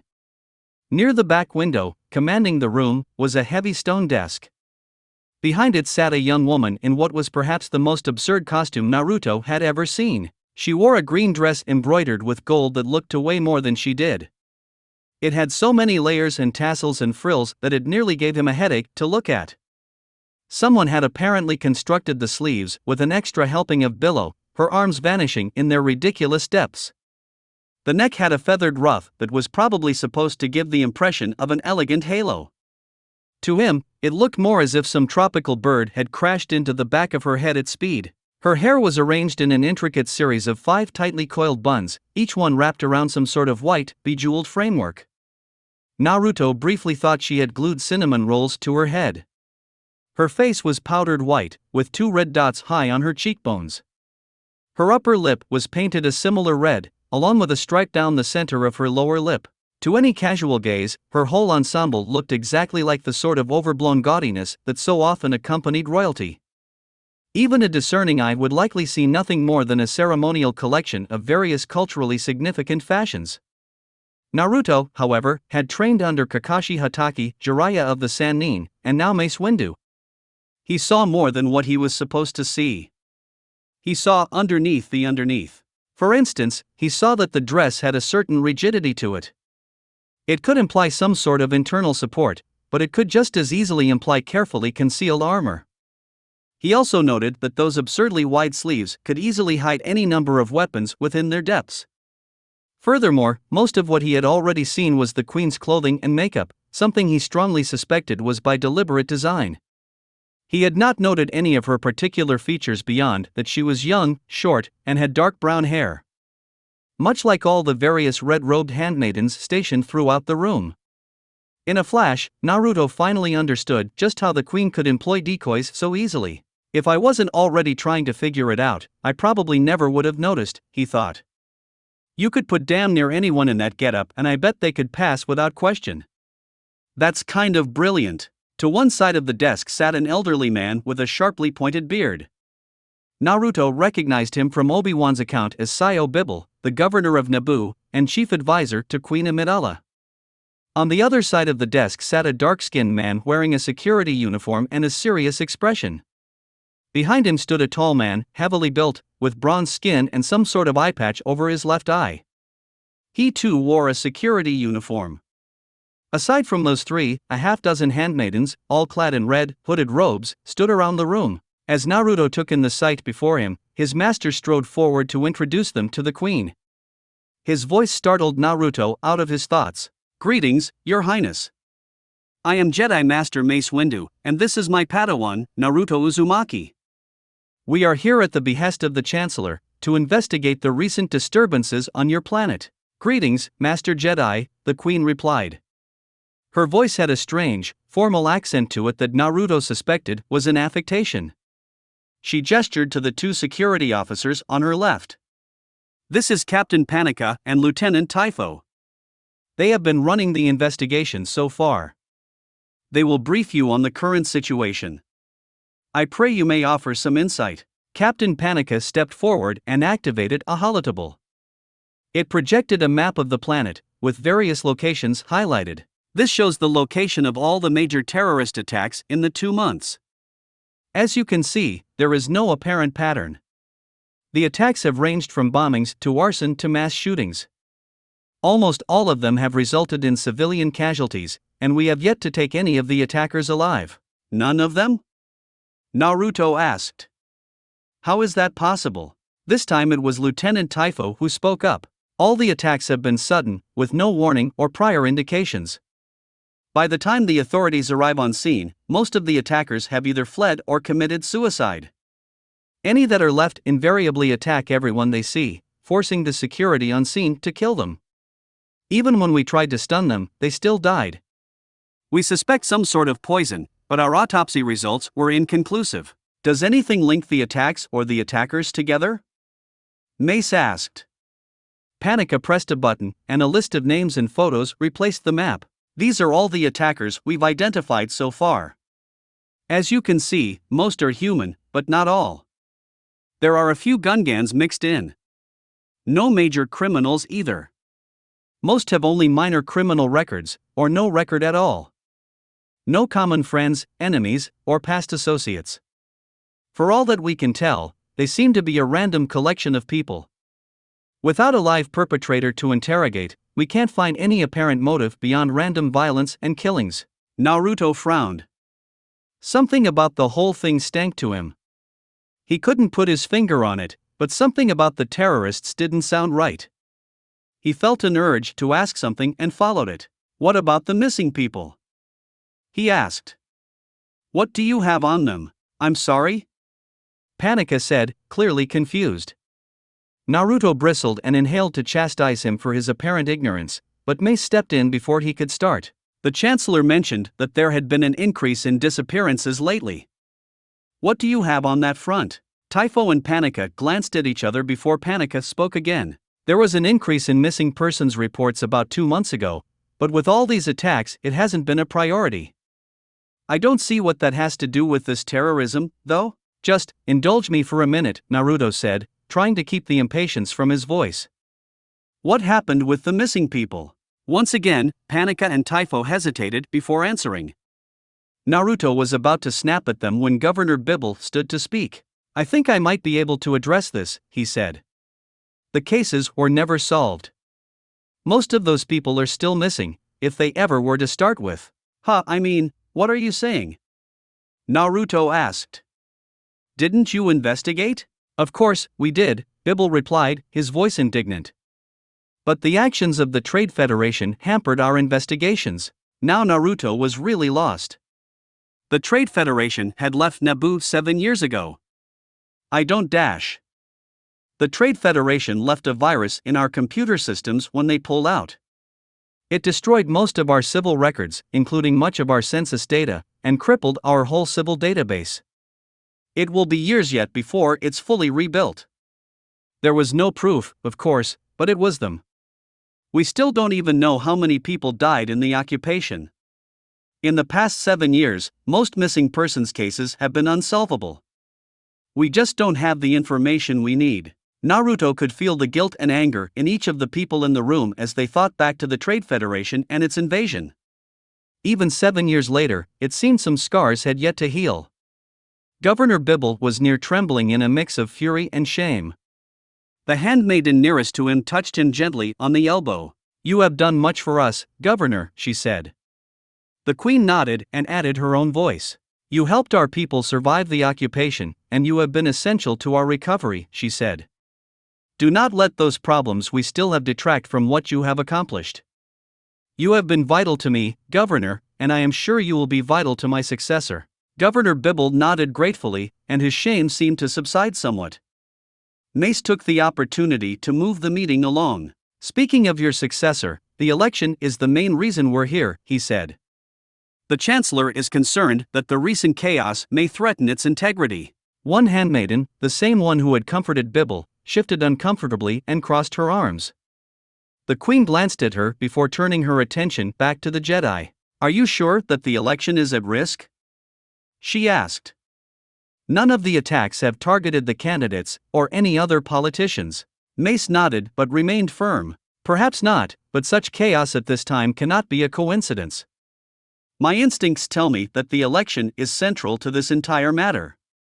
There is something at work here we do not yet see. The Queen sat back and thought for a moment before apparently coming to a decision. Ensuring free and peaceful elections should be our highest priority, she said. You will have my full support to make it so. What is your first move? Mace walked up to the holotable and pulled up the map of Naboo again. He highlighted one particular dot on the outskirts of Theed. This was the most recent attack? He asked. Panika nodded. Just 2 days ago, he said. 4 humans and a Gungan shot up a local market in the middle of the morning. 3 dead, plus the attackers, and a dozen or more wounded. Mace nodded. His face was pensive, and Naruto could almost hear the thoughts whirling through his head. He was excited, despite the seriousness of the situation. He was finally on a proper mission again, and it had lost none of its appeal since his time in Konoha. If anything, it was better. Being a Jedi meant serving what was right, rather than just the interests of a single village. It didn't hurt that Naruto was naturally curious, and the chance to solve crimes was alluring to him. It may not have been as good as beating up bad guys, but it sure beat the hell out of research or bodyguarding. I am going to go investigate the scene of this latest attack, he said. Naruto smiled beneath his mask. He was finally going to join his master on a real mission.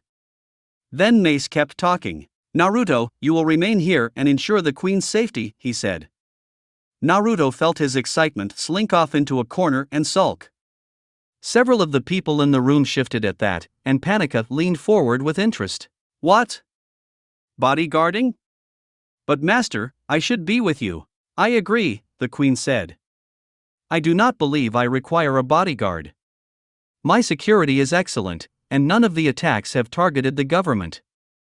Wouldn't your Padawan be of more use helping your investigation? See, the queen agrees with me, Naruto said, struggling to keep his petulance from coloring his voice. He must not have been very successful, as Mace sent him both a piercing glare and a wave of remonstrance through their bond.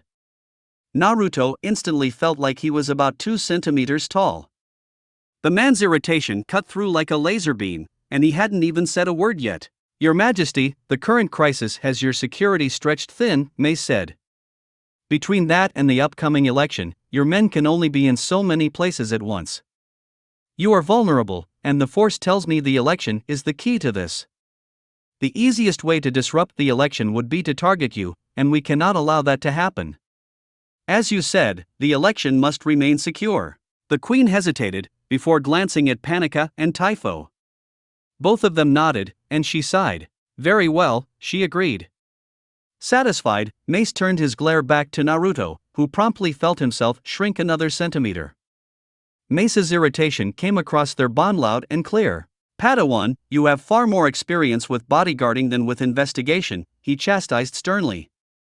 His unyielding calm was somehow worse than any amount of shouting could have been. Remember your place. This is not training. You will follow my instructions and stay here, where you can do the best. Besides, you will be doing more than just bodyguarding, and you know it. Am I understood? As he had been so many times before, Naruto was once again intensely grateful for his mask, as it hid most of his embarrassed flush. Belatedly, he remembered his promise to Anakin, and felt his face burn even more. He bowed his head and nodded. Yes, master, he said. Sorry for being, me. Mace shook his head. You never have to apologize for having an opinion, Naruto, and you never should apologize for being who you are. However, you will meditate later on deference and respect. In the meantime, remember your lessons on patience and focus. If you are ever to succeed as a Jedi, you must learn those too. Naruto looked up at his master and nodded deferentially. He was still embarrassed at mouthing off like that in public, but Mace seemed content to move on from the issue, so he wasn't going to question it. When it came to being upbraided by his master, he had certainly had far worse. Thank you, master, he said. I'll remember. See that you do. Work with Captain Panika, and make sure to be discreet. May the Force be with you in your task. Lieutenant Typho, can you accompany me to the crime scene? The tall lieutenant nodded, and together they bowed to the queen. She dismissed them with a word and a wave of her hand, and they walked off, presumably to get a speeder. Panika arranged to meet with Naruto over dinner so they could bring him up to speed on the queen's schedule and security procedures. In the meantime, Naruto agreed to shadow her and get acquainted with her handmaidens, as he would be spending a fair bit of time with them. He walked to where they and the queen were gathering to leave. It looks like I'll be following you for the next few hours, he said as they walked into another beautiful hallway. He fell into step with one of the handmaidens. As the doors to the throne room closed behind them, he whispered to her under his breath. You shouldn't be angry with your double, your highness. She only wants to protect you. To her credit, there was barely a break in her stride to betray the sudden flash of shock and confusion that he felt from her. Instead, she simply took a moment to gather her thoughts and spoke to the queen. Your highness, would you care for some refreshments? She asked. Her voice was steady and ever so slightly demure, the very picture of an experienced and dedicated servant. The queen also managed not to betray her surprise, and instead answered in the affirmative and led the group into a nearby side chamber. The moment the door closed, the handmaiden's whole demeanor shifted. Where there had once been a servant, someone who more or less faded into the same background obscurity normally reserved for unoccupied furniture, now there stood a confident, commanding young woman. Her eyes flashed with intelligence and determination. You could have broken rocks on the set of her jaw. What makes you think I am the queen? She asked. Her tone was curious, but also cautious. Clearly, she was not yet sure about trusting him. Naruto supposed he should probably employ careful diplomacy and tact to avoid offending a major dignitary and causing a scene. Yeah, right. Because that sounded like something he would do. Wow, you should do Holovids, he snarked. You're one hell of an actor. Padme's eyes narrowed, and Naruto suddenly recalled that this was the woman who had, at age 14, spat in the eye of the Trade Federation and ousted the Supreme Chancellor. She was also someone whose body he had to guard for who knew how long, and pissing her off now probably wasn't the best idea. It would be great if I had these realizations before sticking my foot in my mouth, he thought as he scratched the back of his head sheepishly. Sorry, he said. Anakin told me you used decoys, so I was already on the lookout. You positioned yourself where your double could see you, but you were out of the line of fire from the windows or the doors. I also caught a few of your signals to each other, and Captain Panica kept having to stop himself from looking at you rather than the throne. Also, you were pretty pissed off when he pointed to the decoy accepted me as a bodyguard without your say-so. Padme blinked in shock, clearly surprised at being so thoroughly found out. The other handmaidens had even more amusing reactions. A couple of jaws dropped, and there were one or two surprising giggles. Naruto silently crowed in victory. Even without his prior reputation as a deadlast, he had found that people still assumed he was an idiot because of his age. Their shock when he proved them wrong never failed to bring a smile to his face. Why would me being angry be a giveaway? Padme asked, and a gleam appeared in her eyes. Maybe I just didn't like you. Did you think of that? Naruto could have jumped for joy. A politician with a sense of humor, one he could trade barbs with. It was almost too good to be true. I considered it, he said with fake solemnity. But then I remembered everyone likes me, so it couldn't be that. I also remembered that Obi-Wan and Anakin both agreed you hated to be coddled and had a stubborn streak about 10 parsecs wide. This time there was the very deliberate silence that comes from rapidly smothered laughter. 3 of the handmaidens had suspiciously shaking shoulders, and the decoy queen gave Padme a knowing look. He has you there, milady, she said. Padme looked around for moral support, found none, and sighed. Fine. I told you all this was ridiculous. Yes, I'm Padme Amidala, Queen of Naboo. For the next few weeks, anyway. This is Sabe, my handmaiden and loyal decoy. Naruto snapped to attention with a lazy salute and an eye smile before offering a hand. Hi there. I'm Naruto Uzumaki. Jedi Padawan, Shinobi, and currently your newest bodyguard. I hope we can all be friends and not get dead together. Nice to meet you all. Padme smiled at his antics and shook the proffered hand. It's nice to meet you, Naruto, she said, before her face became serious once more. But I still don't think I need another bodyguard. Your efforts would be better spent tracking down whoever it is who is murdering my people. Naruto just shrugged. Maybe. But Master Windu gave me my instructions. I might prefer to be by his side, but he thinks this is more important, and I think he might be onto something. Something doesn't feel right about this. Until we know what's going on, I think it's a good idea for you to have some extra security, and right now, that means me. Besides, I promised Anakin I'd keep you safe, and I never go back on my word. A brief flash of surprise slid across Padme's face, which she didn't bother to conceal. Anakin made you promise to keep me safe? I didn't even think he would still remember me. She said, obviously surprised. Naruto nodded cheerfully, but his voice had a hint of frost to it. Yep. He thinks of you as a friend. You were one of the first people to show him kindness. It probably helps that he blew up a Lucrehulk and kind of saved the entire planet. People tend to remember stuff like that, even 7 years later. Even when that friend doesn't talk to them for that whole time. She didn't bother to hide her wince at his tone either. Naruto was tempted to push the subject, but he ultimately let it drop. There were more important things to do right at the moment. Anyway, I promised him. It's also what my master told me to do, and what literally everyone who cares about you wants me to do. So it's what's gonna happen. He could see her eyes flash with stubbornness, even as he felt it from her through the Force. It seemed Obi-Wan and Anakin had understated just how much fire she had in her.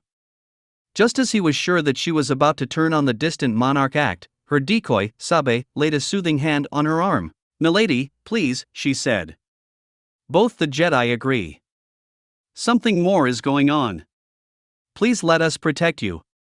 Naboo needs you. The stubborn fire in her eyes lasted a few seconds longer before she sighed and nodded. Very well.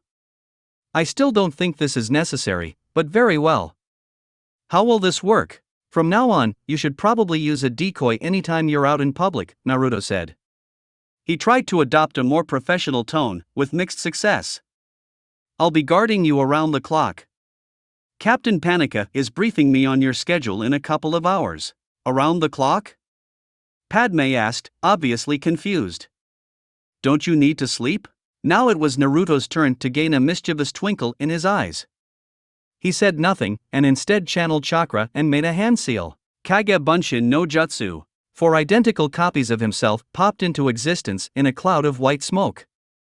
To his surprise, his audience did not freeze in shock. Instead, 2 of the handmaidens immediately moved to cover Padme with their bodies, while Sabe produced a holdout blaster from somewhere within her sleeves. It was only after they realized their queen was not under attack that they all had time to be shocked at what he had just done. Is this some sort of Jedi trick? Padme asked, her eyes wide with shock. I mean, are they? We're real, one clone said. And we can fight, said another. As you can see, I can be in more than one place at a time, Naruto said, smiling in a manner that suggested he was really enjoying everyone's surprise. I get all of their memories when they dispel, even when I'm asleep. I didn't know Jedi could do something like this, Sabe whispered, eyeing the clones with a mixture of curiosity and awe. I'm just awesome like that, Naruto said. He figured humility was for people who hadn't just made a queen goggle in surprise. After a moment, though, his face grew serious. I'm not going to let anything hurt you, he said. I'll also be gathering intel while I'm here. Whoever is arranging this probably has a source in the government. We will stop these people. I promise, and Naruto Uzumaki never breaks a promise. Snap. Ow. Don't overestimate your reach. Padme felt more than saw Rabe wince as she watched the latest blow in the spar between Master Windu and his Padawan. She couldn't blame her. That looked like it had hurt. Still, Naruto shrugged it off with barely a grimace, not that she could easily tell under his mask, and leaped right back into the fray. She sighed and tried to focus on what was before her, rather than the nagging worries of the day. It wasn't easy. Padme Amidala, for only the second time in her life, felt helpless. It was a hateful feeling, an empty, gnawing weight that had set up shop in her mind. The last time she had felt this way, she had been forced to flee her planet and beg for help from the Senate. If anything, this was worse. Back then, at least, she had been able to do something.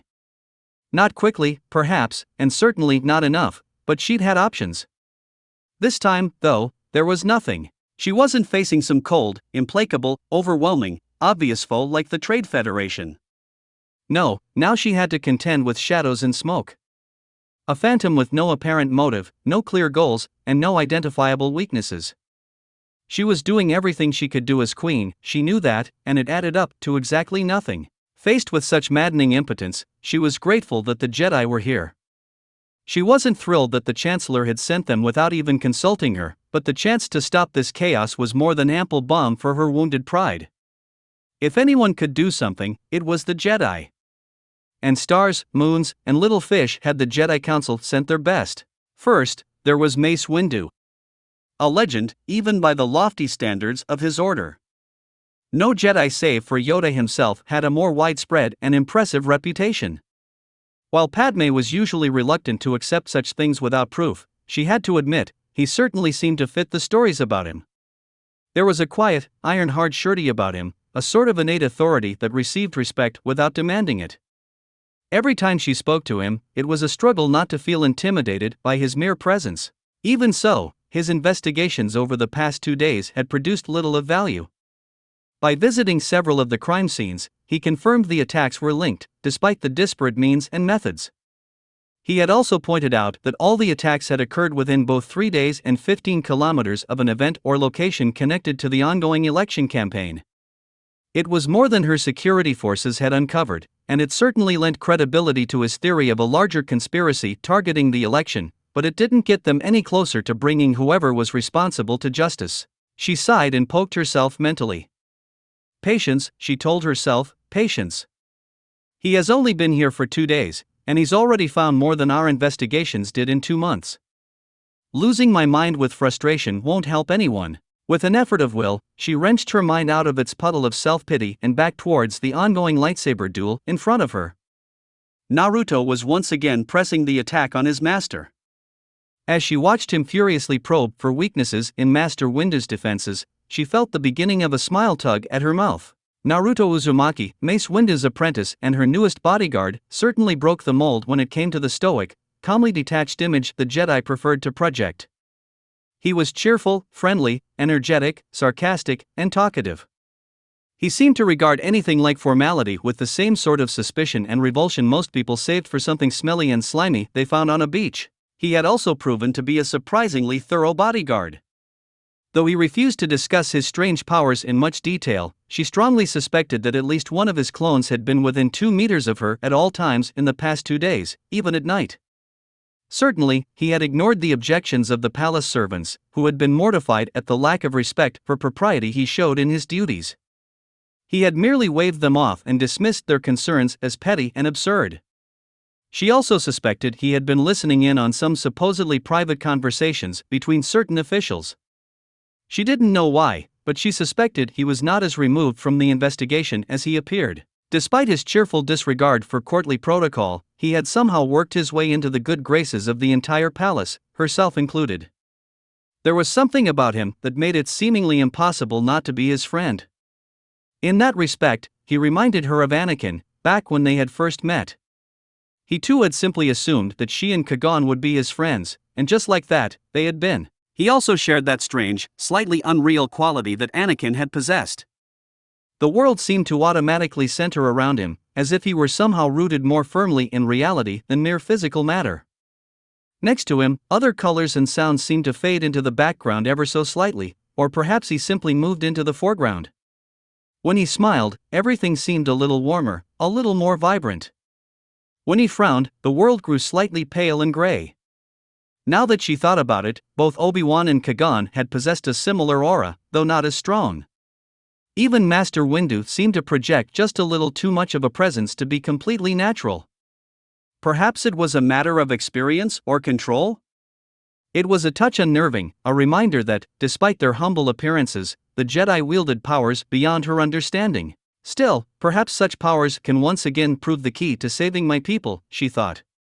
It certainly worked with Anakin and the Trade Federation. The thought of Anakin summoned a trickle of guilt in her heart. Naruto hadn't specifically said anything, but she knew he didn't approve of how she had never talked to Anakin after he had left Naboo. His slight frown had filled the room with a cool, hollow sensation. Just the memory of it nearly brought a shiver down her spine. In truth, she didn't approve of what she had done either. She may have been incredibly busy for years after the invasion, and he had probably been equally busy with his Jedi training, but even so, excuses, she thought. I was his friend. Friends should stay in touch with each other. After a moment, her practical side, the one she had been forced to develop during her years as queen, reasserted itself. She had been wrong to never talk to Anakin after the occupation, but it was hardly the most pressing matter she had on her plate. Indeed, she strongly suspected the whole reason that Naruto had talked her into watching him train was to distract her from those pressing matters, at least for a little while. His eager words, and the sunny brightness they'd brought, had quickly convinced her. As she watched the blur of orange and amethyst before her, she had to admit that it was working a little. Despite having been pursued by a lightsaber-wielding assassin all those years ago, Padme had never truly had the opportunity to see a real lightsaber duel. She had caught only brief glimpses amidst the sand and dust on Tatooine, and the security holos of the duel in the palace had been distant and fragmentary. Nothing at all like the display of speed and grace she could see now. Master Windu was clearly the superior swordsman, even to her relatively untrained eyes. He rarely took the offensive against his Padawan, instead contenting himself with a stalwart defense. He drew Naruto out, over and over, each time making some correction or other. Naruto was hardly a flailing novice, however.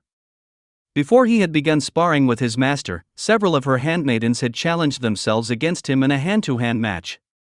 The price had been in showing what was beneath his mask, a topic of much speculation amongst the palace staff over the last few days. Despite Captain Panica's best training, he had thoroughly trounced them all. Yane, the youngest and smallest of all of them, had even tried her innocent, nervous young maiden act to knock the blonde terror off his guard. Naruto had done his strange eye smile, laughed, and promptly kicked her upside the head. The dazed young woman was still red-faced from embarrassment, and Padme knew that particular incident would be the source of much teasing in the future. That happy thought, along with the impressive display of skill in front of her, helped wash away some of the tension she had been carrying for so many weeks. As she saw the fierce, burning determination in Naruto's eyes, juxtaposed against the steady calm of Master Windu, she could actually believe that they would succeed where others had failed. Maybe, just maybe, they could help bring this nightmare to an end. Still, there had to be something she could do to help her people until then. It was the morning of his 5th day on Naboo, and despite the warm sun, clear skies, and melodious birdsong, Naruto was not happy. There were a number of reasons for his displeasure, each compounding upon its fellows to form a general cloud of, in his mind, well-justified irritability. The first reason was his thrice-damned, eternally troublesome Kage Bunshin. Despite standing orders to the contrary, the previous night's shift of clones had all dispelled at once. All 30 of them. After a full night's worth of memories. The resultant headache, which still throbbed angrily behind his eyes, had effectively thrown a wet blanket on any thoughts of enjoying the morning. The second cause of his discontent was rather less easily quantified.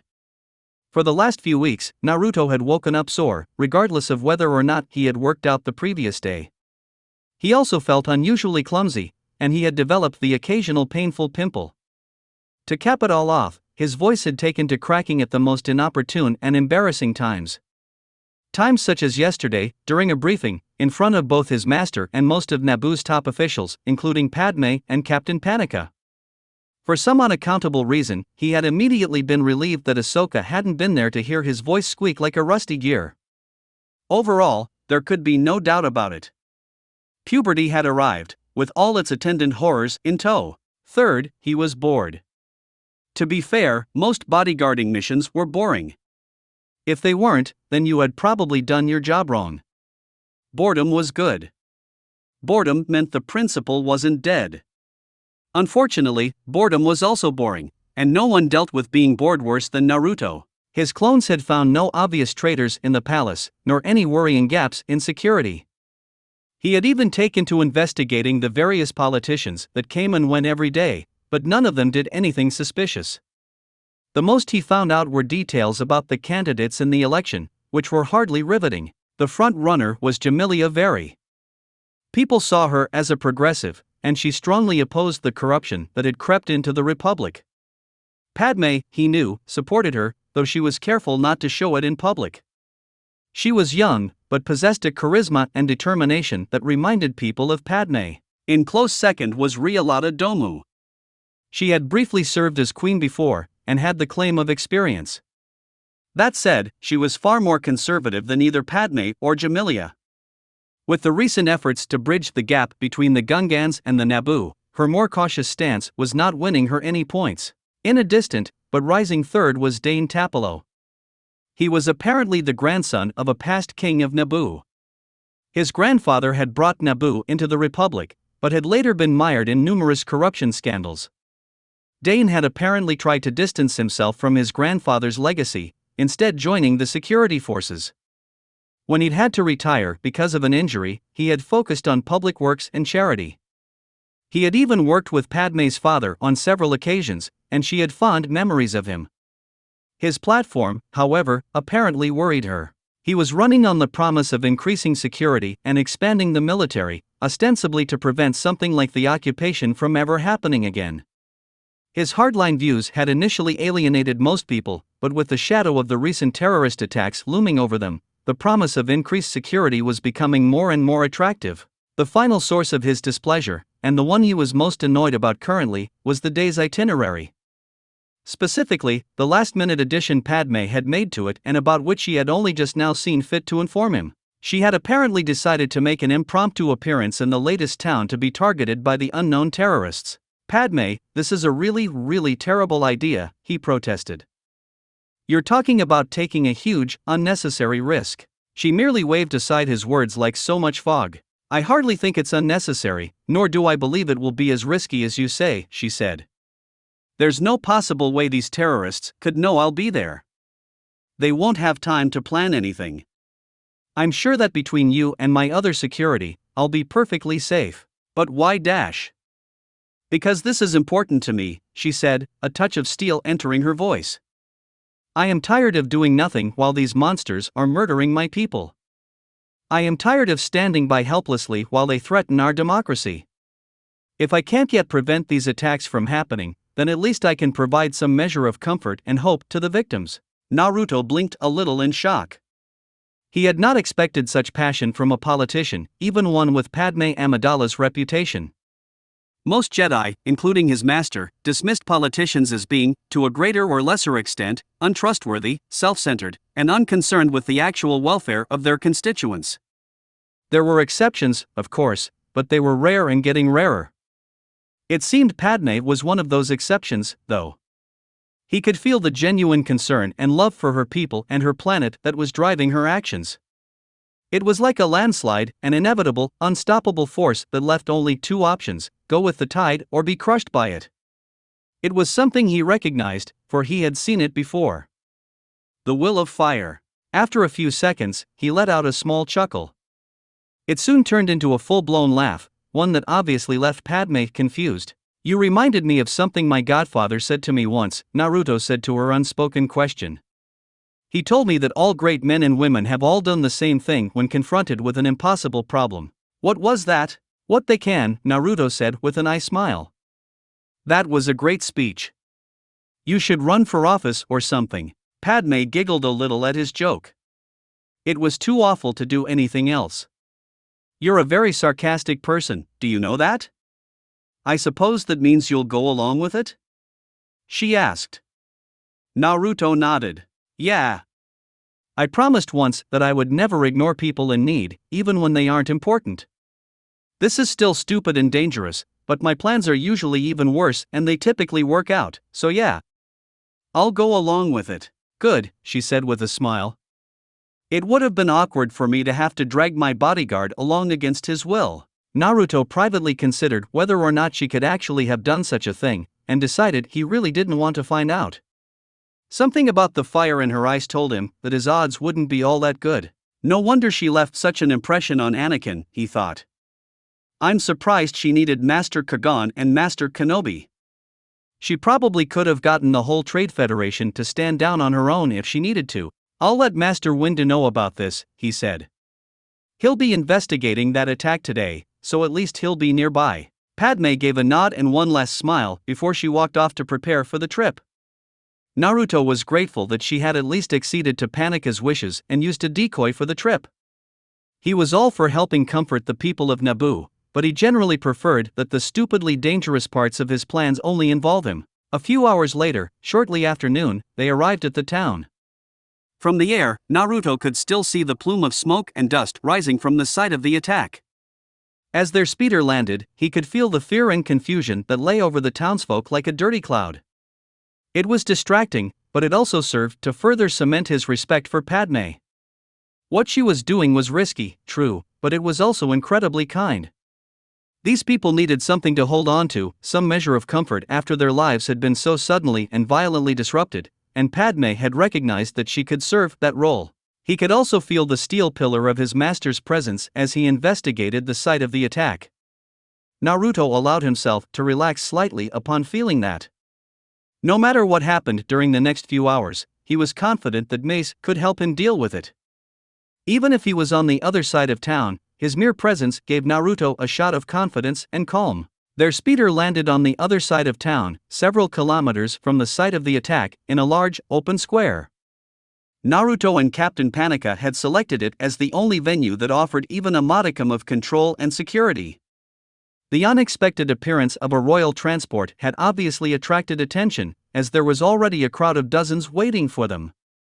The cheers that greeted them when the crowd saw who had come were all the confirmation Naruto needed to know Padme had made the right decision. Sabe, in the guise of Queen Amidala, strode down the exit ramp in full royal regalia. 6 royal handmaidens, with Padme disguised amongst them, followed her. Naruto walked just behind Sabe and off to her left.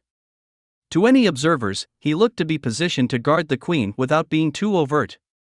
What they wouldn't see was that he was also standing not even 2 meters from Padme. Indeed, the entire formation was actually designed to subtly guard Padme while apparently acting as an entourage for the queen. Sabe immediately began speaking to the various people in the square. Naruto paid little attention to her actual words, beyond noting that they sounded as if Padme could have said them. It was a mark of how well the handmaidens knew their queen that they could so easily imitate her speech and predict her wishes. While Sabe played her role as decoy to perfection, Padme and the other handmaidens spoke quietly to the rest of the crowd. They gave words of comfort and took requests for aid that they would pass along as needed. Padme stayed near to her decoy, and thus also near to Naruto, but she still comforted as many people as she could. It may not have been much, but Naruto could sense the difference it was making. He could feel the pall of gloom and fear lifting, at least a little. As empty a gesture as it may have seemed to the cynical, Padme's decision to comfort her people had clearly been the right one. Naturally, at that point, everything went wrong. As the fog of negative emotions faded under the light of Padme's compassion, Naruto sensed an anomaly. A group of people whose emotions didn't feel right. They were muted, confused, and they worried him. He subtly adjusted his stance, ready to spring into action while he simultaneously focused more tightly on the objects of his suspicion. The instant he actively touched their emotions, what he felt nearly sent him reeling. Hungry, so hungry. Fear. Dark fear. A voice. Sharp pain. Hungry pain. Words. Follow through words. So hungry. Anger, fear. Movement. Hungry. The barrage of thoughts and feelings hit him like a sledgehammer. He winced at the state of their minds. It was like looking at a bucket of broken glass covered in tar. Beneath all the anger and confusion he had felt, there had been an ache, like hunger, but worse. All-consuming. Burning. It had ravaged their minds into a wasteland so fractured that he was sure of only one thing. They were dangerous. An icy pit of dread formed in Naruto's stomach.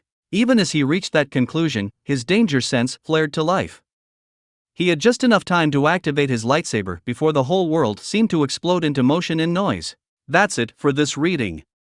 Hit like and subscribe for a free ticket pass going to the different worlds of anime fanfiction. Looking forward to having you on board again.